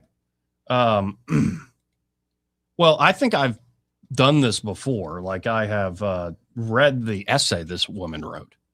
Helen Andrews is, I believe, her name. But all the woke stuff, she has a theory about why all that came to pass. Oh, really? Yeah. Oh, that sounds interesting. Yeah. She's thought about it. She studied it, and it just all of a sudden started to click, especially what she calls the woke explosion that happens 2020. Yeah, I remember. So everybody's locked up, getting a little crazy. Canceled left and right. And then all the stuff started coming that's just like weird. Yeah. And also right before that, you had the whole Me Too era and the war on women sort of thing and all that. So here, let's go to, this is the trigonometry, folks, to Brits. All right. And they are interviewing, I believe the woman's name is Helen Andrews. And it's about 3 minutes of your time, and it is worth your time, folks. Let's listen in together. Specific particular problem, and that is wokeness. Like a lot of people, I was baffled by the woke phenomenon. Why did everyone seemingly go crazy all at once in the summer of 2020? It was inexplicable. It seemed to be mass hysteria, genuinely. And the more I thought about what caused it, which is a very important question, because if we know what causes it, we know how to prevent it from happening in the future. I read an article that someone else wrote that put forward a really simple, elegant thesis, which is that wokeness is simply feminine patterns of behavior applied to institutions where women had not been very well represented until recently. Women tend to be more consensus-focused, consensus-oriented. Men, when they're approaching a moral question, will ask, what are the facts? What are the rules? Whereas women will say, what are the relationships at play here? How can we make everybody happy? How can we reach an outcome that will satisfy all the parties, as opposed to the male perspective of how do we reach an outcome that is just and according to the rules? That sounded a lot like wokeness to me. And the sort of piece that made it all click into place for me was the coincidence of timing. It is the case, just we can all agree as a matter of fact, that a lot of institutions that went woke or were affected by wokeness became demographically female in the last 5 years. Law schools in America turned majority female in 2016, and they've gotten a little bit more female every year since then. I think now it stands at 55, 56%. The New York Times became majority female in its workforce in 2018, which is maybe why it was so susceptible to the fads of wokeness and the internal policing and the Slack revolts that took place internally over there. Medical schools are now majority female. The white collar workforce overall, employees in the United States with college degrees, a majority of them are women. And managers, management positions in the US workforce, 46% female, so almost majority female. So the fact that all of these institutions tipped over to being majority female around the same time that wokeness emerged seemed to me that couldn't possibly be a coincidence. And one of the most consistent psychological differences between men and women is women have a strong impulse of caring, right? Which is exactly, I mean, I'm not. Yeah, I ain't like that. You care? No. You don't care? No. Well, I mean, look at you. No. You're such a man. I don't care. Yeah, we're men here. But we don't care. I will. Look at this fat ass over here. Like, men say stuff to each other That's all what the we time. talk. That's how we communicate. Right. I get what she's saying, except I have worked for many strong women in my life. They're and always they were exceptions. they were the including this complete, woman saying this. Yeah, they were the complete opposite. But when was that? Started in the 90s and the 2000s. See, but they're a rare breed. Yes. The first movers are going to be a little different than the average. And I think, now that you put it that way, I think part of that was knowing, okay, I am essentially taking a man's job or replacing a man. I have to be tough. I can't be that soft person. And no, and there's always, on average, all this stuff she's saying is on average. Oh, I see it. There's always outliers and women that are more masculine in their sort of disposition and how they handle things. I don't mean asking like they put you in a headlock, but they'll put you in your place in a hurry. Headlock's not too bad anyway. But anyway, we don't care. She's going to go on. Somebody who looks to evolutionary biology for the solutions to all human phenomena. But this particular one does seem glaringly Darwinian, right? That women see helpless things and they want to take care of them. That is definitely something that Darwin would find a pretty easy explanation for. But that's also something that wokeness can easily weaponize. It means that if you can frame your political issue as a way of caring for some helpless class, then you're golden, right? Minorities are babies. That's right. But that is precisely what's going on at a deeper level. And that's why it's been so effective. I like her. Yeah, it's hard to argue with. It's very hard to argue with that. I mean, like I said, the only reason I can argue is because I've been around those other women. Yes. But what she said, I mean, that just follows the timeline, Joey. I mean, No, and as I was coming out of college, I used to be, well, the differences aren't that bad. Like I was this, like. Well, the whole wanting everybody to get along. It's like that James song, Laid, mess around with gender roles. What's wrong with that? Like, having fun. Just having fun. And then you realize, oh, not everybody who messes around with gender roles is like a rock star. Right. Who's a confident artist. It's like, oh, no, this is becoming a pathological, the other phrase that's been out there is suicidal empathy. Yeah. And a lot That of this makes a lot of sense plays as well. off of the caring, empathetic aspect of people. And it is men and women, but women, of course, as she just said, have more of that. They tend to have more of that, more interested in people than they are in things. Yeah. It's a huge marker there. And that's a good impulse, but it's not always good. Like everything in this world, taken to an extreme. What do you want? It can also be weaponized. You can blackmail people because they care so much. But do you want a football coach that's a kumbaya, or do you want a football coach that gets point? I love the coaches that would cuss us out. Right. But Honestly, then those are my favorite ones. with a point. Right. It wasn't And, just generally bashing you, but no, but work your ass off. Yep. You know, and then more colorful language than that. Yep. Like, and when you work your tail off, then you're gonna have this, that, well, or the the payoff other. is that much you know. sweeter too. Yes. But you're gonna have these sort of achievements if you actually put in the work and these sorts of things. Yep. And it can't be you're so sensitive about the kids' feelings. Now you can't. You need the best people are well balanced. Seriously, the best people are probably integrated. They're male, female, whatever, all this stuff, where you kind of you take from all your experiences and all your influences and you integrate it into like, have you seen old clips of Trump's mom? No, I have not. There's so much of Trump. Oh, really? Yeah. Trump made over? Especially the sort of calm, like joking around. It's so Trump. Really? Yeah. And you can see, like, you think Trump just be man. And he has a lot of that from his dad, especially. And, you know, I'm sure competing with his brothers and just the New York lifestyle. But when you see that sort of like funny, vulnerable, like self-deprecating at times now he's done more of, I'm like, that's like straight up his mom. And it's hard not to see it. It's of course the face and the resemblance, but how she carries Mannerism herself. and all. It's like, yep. That's interesting. The best people have that that influence. They can work together. And I don't know.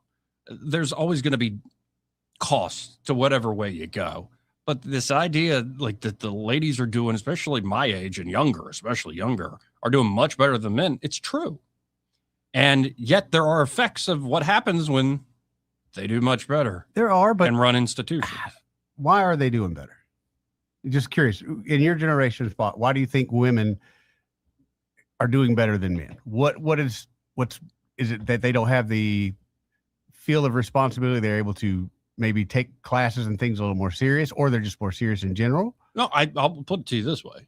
I think even in the most patriarchal societies, a lot of women have always kicked ass. Yeah.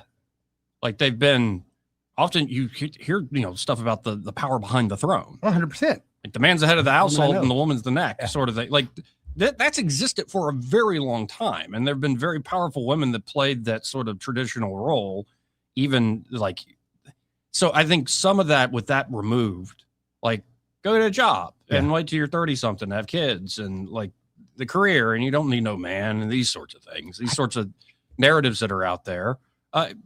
When women compete, especially if it's not a physical, right. certain jobs, like I'm sure there are some female linemen.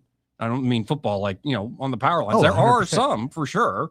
Like I see some videos. These women are impressive as hell. These country gals could whoop my ass. But it's like, but has it been the man deal or man woman loss? Do you feel like and we talked about before, the testosterone level in men has just come down? So yes, that the is happened drive as well. to lead. Well, because I think part of it is like microplastics, all sorts of stuff. Yeah. But it's also, you don't need it. Like the pressures and the stress factors that would have existed in the 1800s or early 1900s or right before the war.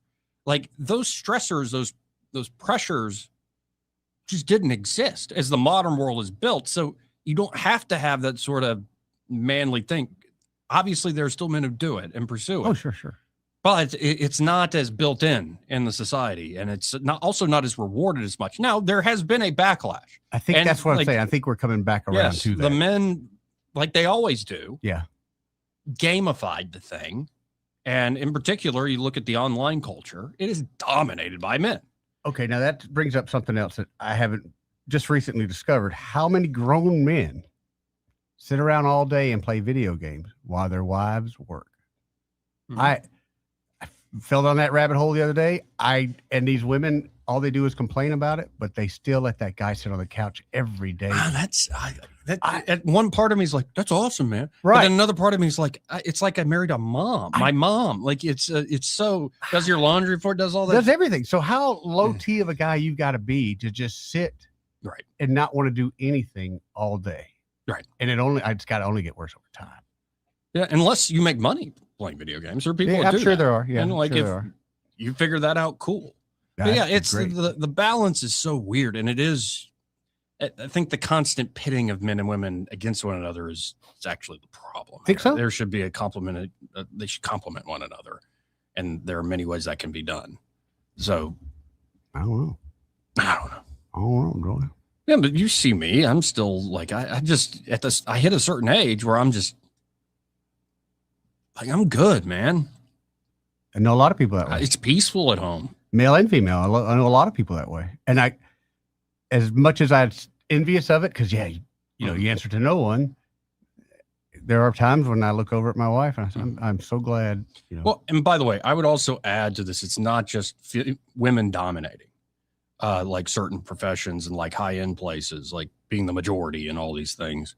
It's also the ugly fruit of philosophies and theories that start being created decades and decades ago. And everybody goes, oh, that's just the stupid philosophy department or the political department or the humanities and history and all this stuff. And I know history and I can go out in the real world. I find a job and I'll do fine. I don't need all that gobbledygook the commies are talking, but those commies plant seeds. Yep.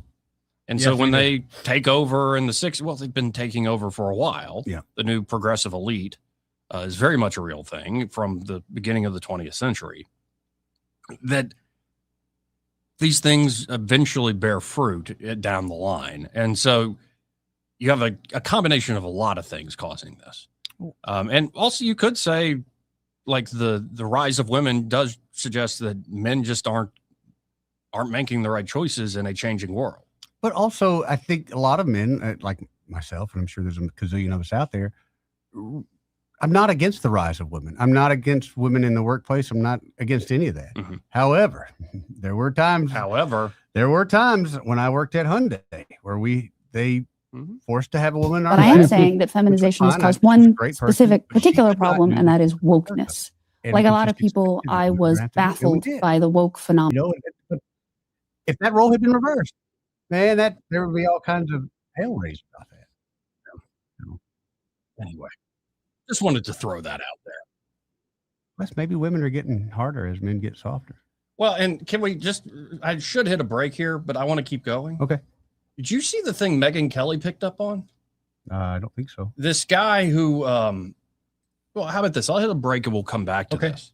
But this is a guy who plays clarinet, James Zimmerman. He plays clarinet. And he went to audition at the Knoxville, I guess that's Tennessee, Tennessee Symphony. And it was a blind audition, which is a genius thing. That's the best way to be. Yes. Yeah. You don't want to see them. Show me your skills. You don't want That's to it. you just want to hear them. Yep. Like, can they play their instrument well? That's the best. That's the best. And I'll just say he was accepted because he's that good. But then there's more to the story. Let's listen after the break. All right. Want to carry News Talk in your pocket? Download the News Talk 93.1 app from the App Store. Available on iPhone and Android. Never miss a moment. Download now.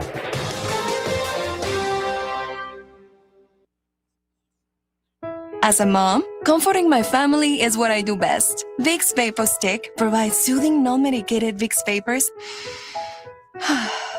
in an easy-to-apply stick, and it dries fast, so there's no mess. I use it to comfort myself and my family. Thanks, Mom. Vicks Vapo Stick, soothing comfort for the whole family. And try Vicks Vapo Shower Max for steamy Vicks vapors when you need more comfort for yourself. Use as directed.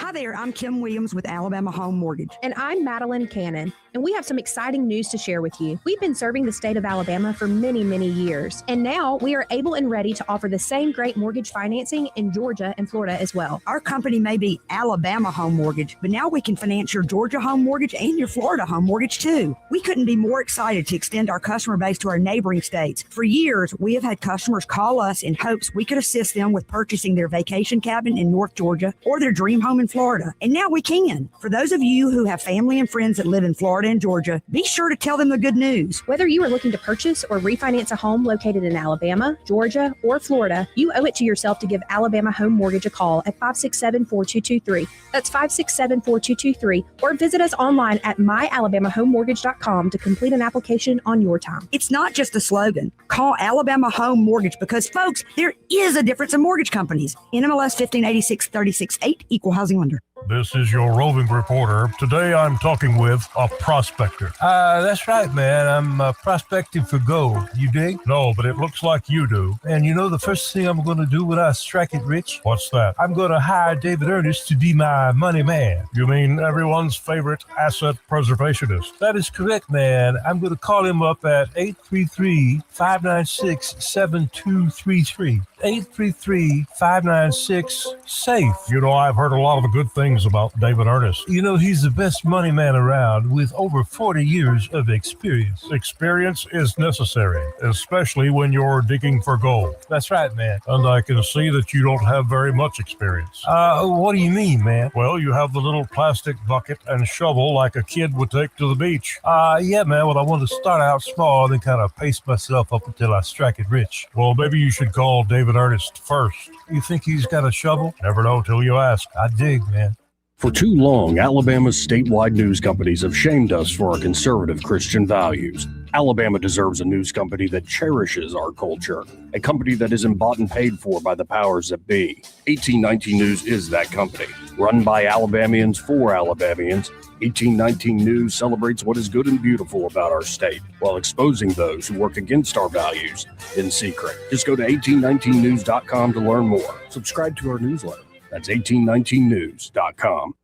Need some extra cash? Gold and silver are at an all-time high. Turn your old coins, currency, or gold and silver into money at Trademark Coins and Currency, the only coin shop in the river region with over 40 years of experience. Veteran owned and operated, and proudly serving Montgomery from their location off Vaughn Road. Trademark Coins and Currency is always buying, and free appraisals means there's no pressure, just real value. Make an appointment today. Learn more at trademarkcoinsandcurrency.com. Trademark Coins and Currency. Experience you can count on.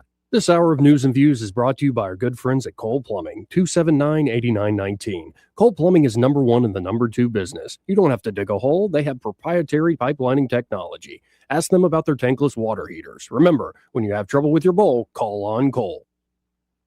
Rich Thomas Weather, a service of Riverside Chevrolet Wetumpka. If it's Chevy, it's Riverside. Best price, best selection. Check them out on the web at riversideusa.net. Rich Thomas Weather. Well, hi, everybody. It's a very mild forecast for now, at least through the end of the work week. We'll say partial sunshine today with a high temperature today and tomorrow in the middle 70s. The night's running way above normal. Overnight low temperature tonight down to about 58. Could be some isolated showers on Thursday, but a better chance of rain begins on Friday afternoon. Showers and storms likely Friday night through the first half of the day on Saturday. Some of those storms could be strong, possibly severe. Then a big cool down starts on Sunday with high temperatures barely into the low 50s, and we'll fall to the 20s on Sunday night.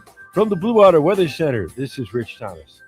Budget Floors and More has the best prices. Carpet as low as 69 cents per square foot. LVP starting at $1.29 a square foot. Sheet vinyl as low as 65 cents per square foot. And the lowest prices on flooring installation supplies. Budget Floors and More across from Delray to Publix.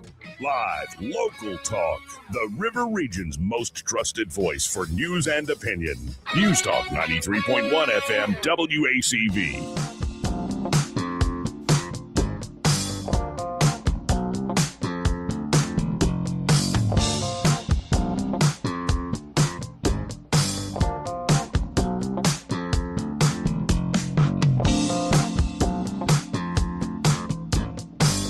Joey Clark. Welcome back. So, as promised, this is a story. I think Megyn Kelly interviewed this guy because he put out this video that we're about to play. All right. And again, this is, I believe, in Tennessee. Tennessee? He, Tennessee. Yeah. Gonna drive her to Tennessee. To Tennessee. That's Another right. good song. Anyway. Yes, back to seriousness. Anyway, Let's listen in. This is a DEI story. All right. My name's James Zimmerman. I'm a clarinet player.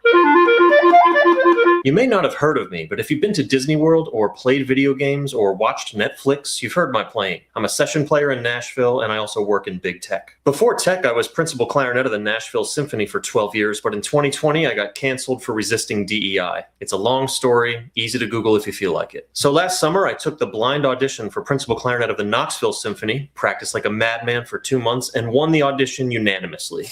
I was very pumped. Until 2 days later, when their CEO called to tell me, we heard some things about your time in the Nashville Symphony, and refused to give me the job, wouldn't communicate with me, and gave the job to my runner-up, an obvious DEI hire who's still in college. Which is not just uncool, it's illegal. So a couple weeks ago, I sued them for a year's salary plus $25,000 to compensate me for the 100 hours I spent practicing for the audition they invited me to, with the understanding that they'd give me the job if I won. But more than that, I'm suing because these orchestras can't keep throwing out their best players to make room for diversity hires and putting race and politics above merit and skill. All this does is lower the quality of the music, alienate audiences, and turn the arts into politics. The Nashville Symphony got away with acting like this in 2020, but maybe the Knoxville Symphony shouldn't be able to in 2025. I wish I didn't have to do this. I was just looking to get back in the game, put 2020 behind me, and earn money for my kids' college doing what I love. But if I'm blacklisted, it's either push back against the people in charge or walk away. And if Knoxville thought I was walking away from this, they were sorely mistaken. Hopefully I'll win my lawsuit and make an example of the Knoxville Symphony, and orchestras will go back to hiring the best players the way they did before DEI ruined the business. It's either that or leftists keep running orchestras into the ground until they're gone completely, all in the name of diversity, equity, and inclusion. Give me a break. So follow me and see how the fight unfolds. I'll be doing some fundraising as well as posting clarinet clips and pictures of bread. Thanks for watching. I like this guy. Pictures of bread? No, he's just buttoned up. He's like great player, knows how good he is. Like, that's got to be so frustrating, though, Joey. yeah, no, and especially in that world where it literally is a blind audition. Yeah, it's a niche market anyway. And the difference between good and great player can be a lot. Yeah. And if you are a great player and you're getting punished. Well, that's the whole reason you're in that symphony. You're supposed to be the best of the best, right?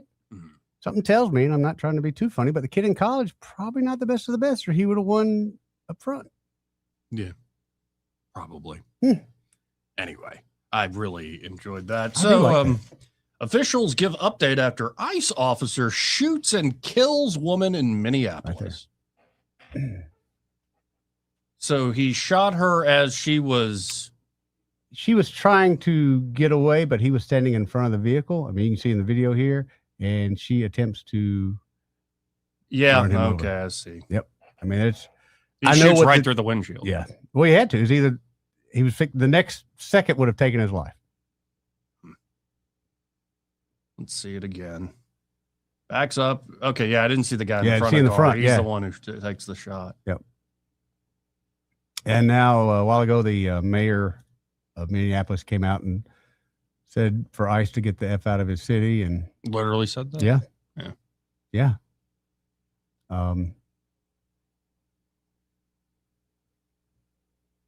I don't think this guy's going to see the end of his governorship. I think he'll be gone before then. Tim Walz. Yeah. He's the Mhm. one doing the press conference Yeah. right now. It's only getting worse for that retard.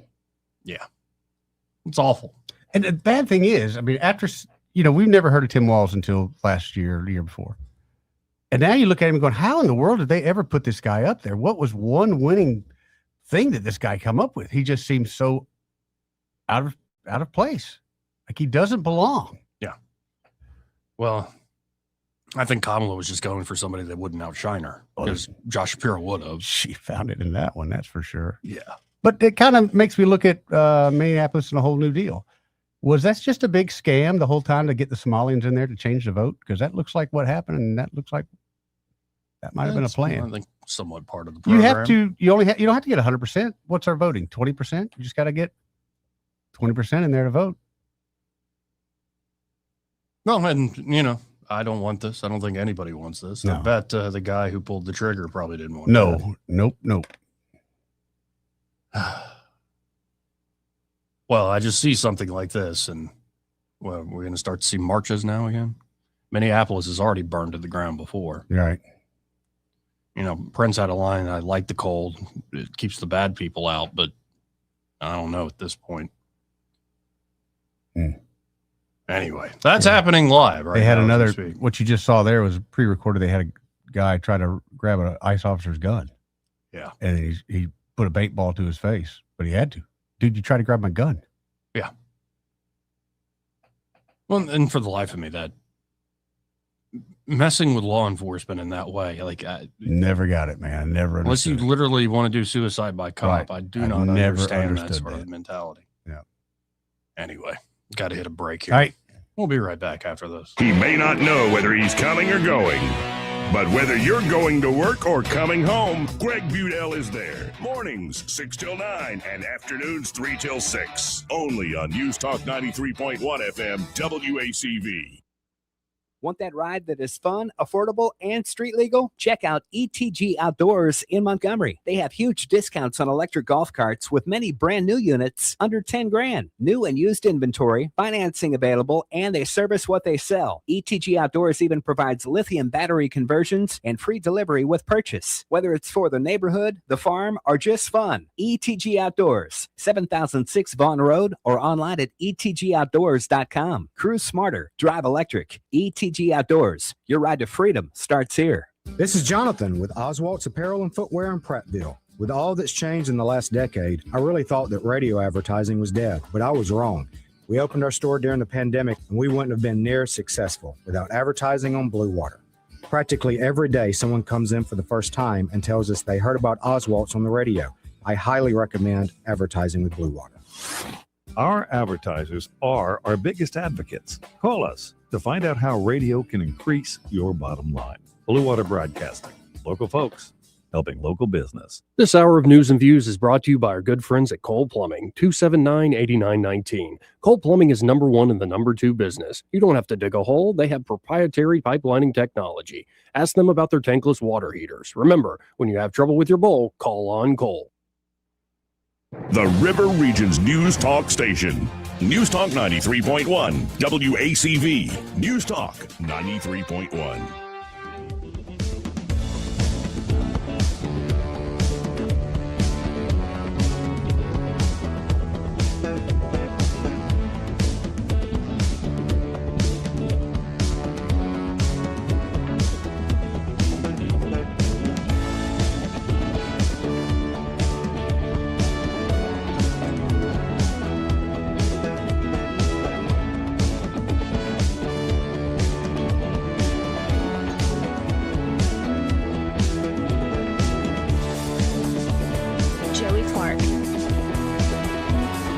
Welcome back. I'm your host, Joey Clark.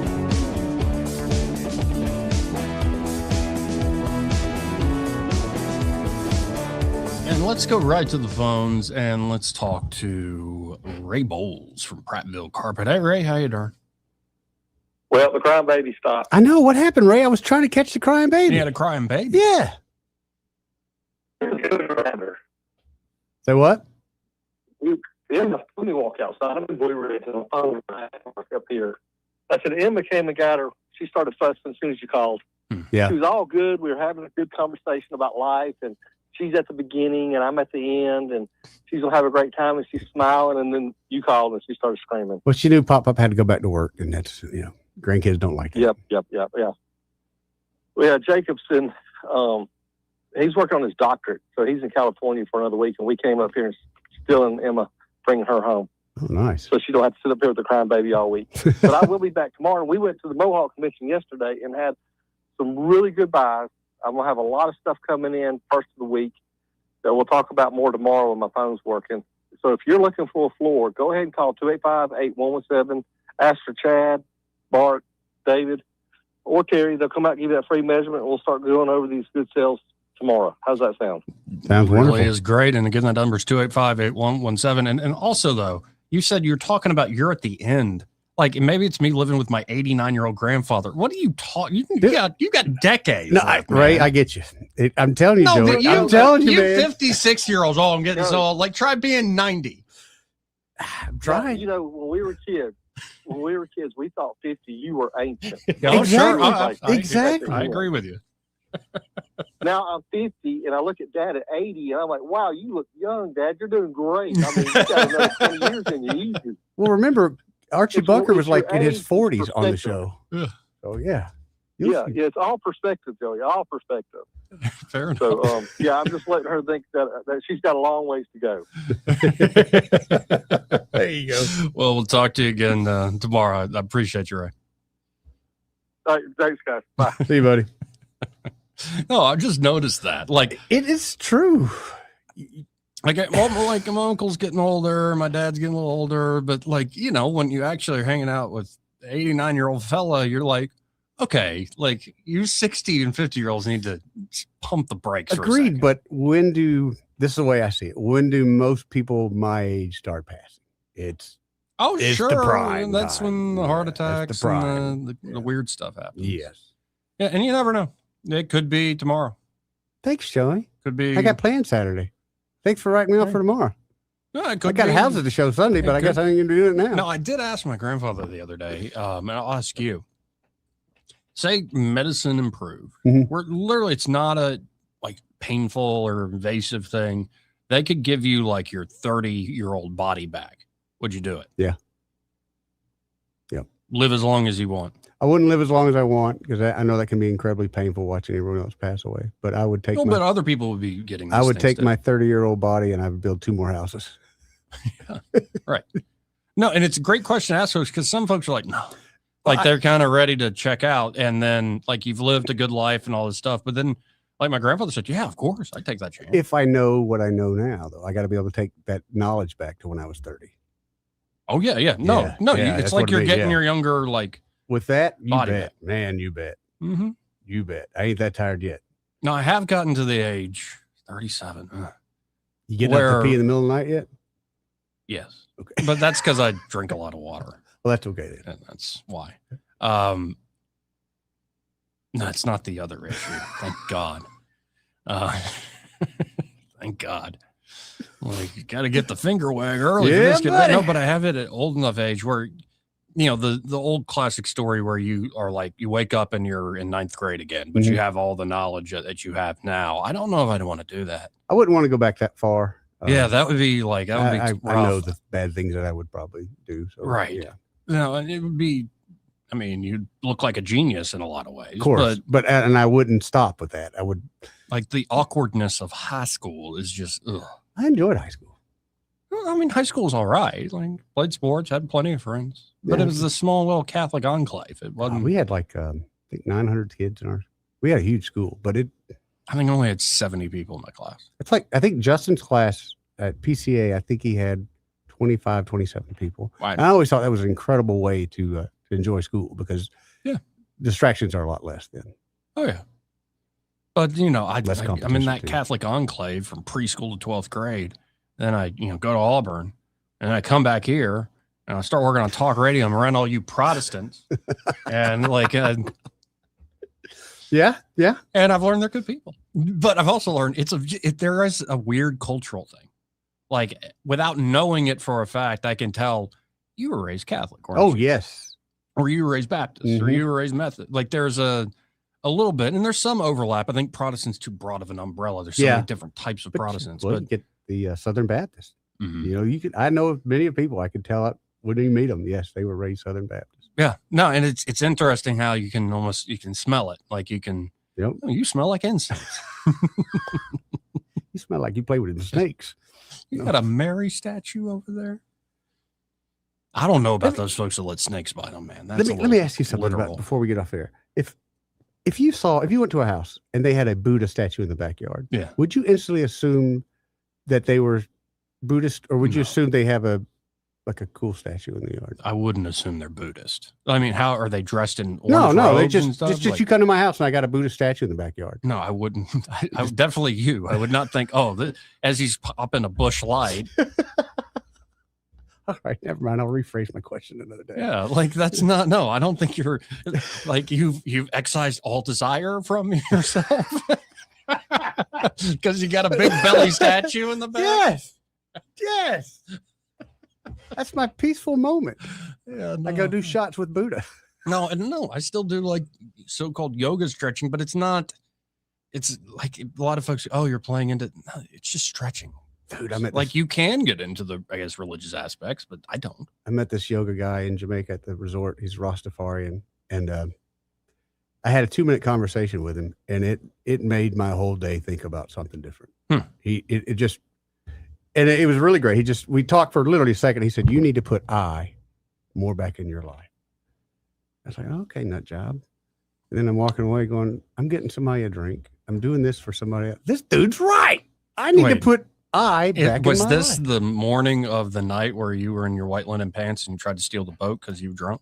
I do think that was. No, I think it was the morning of the day that I did all that. So yeah, that's what I'm saying. Yeah, yes. The ego. I think that guy led you astray. Yeah, I think he did. Now you put it that way, Joey. I almost think that was. Could it be? Well, Satan? It worked because he got in my head early on, man. Yeah. Anyway, you got to watch out for those Rastafarians. Hey, man. I thought he was so cool. Mm-hmm. I think you're right, though. See what I'm going to do. Put a spell on this white It devil. worked, right. Watch this guy all night. But I'm glad you're back in one piece. Yeah, it's great. I'm ready to go back, man. Anyway, good show today. It was fun. A lot of fun. Tomorrow, I think we got, of course, we should have Eric Thomas at the beginning, and then we've got Gary Palmer calling in. Good deal. Yeah. Y'all need to check out her on TikTok, by the way. Erica Thomas. She's got a great TikTok.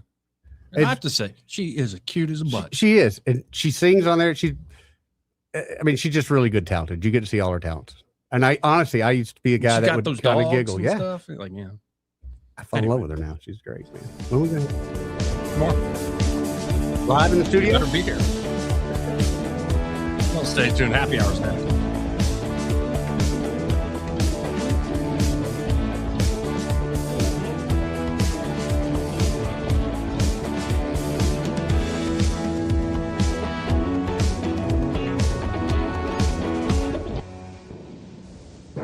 Broadcasting from the Riverside Chevrolet Master Control Center, this is WACV Cusana, News Talk 93.1 FM.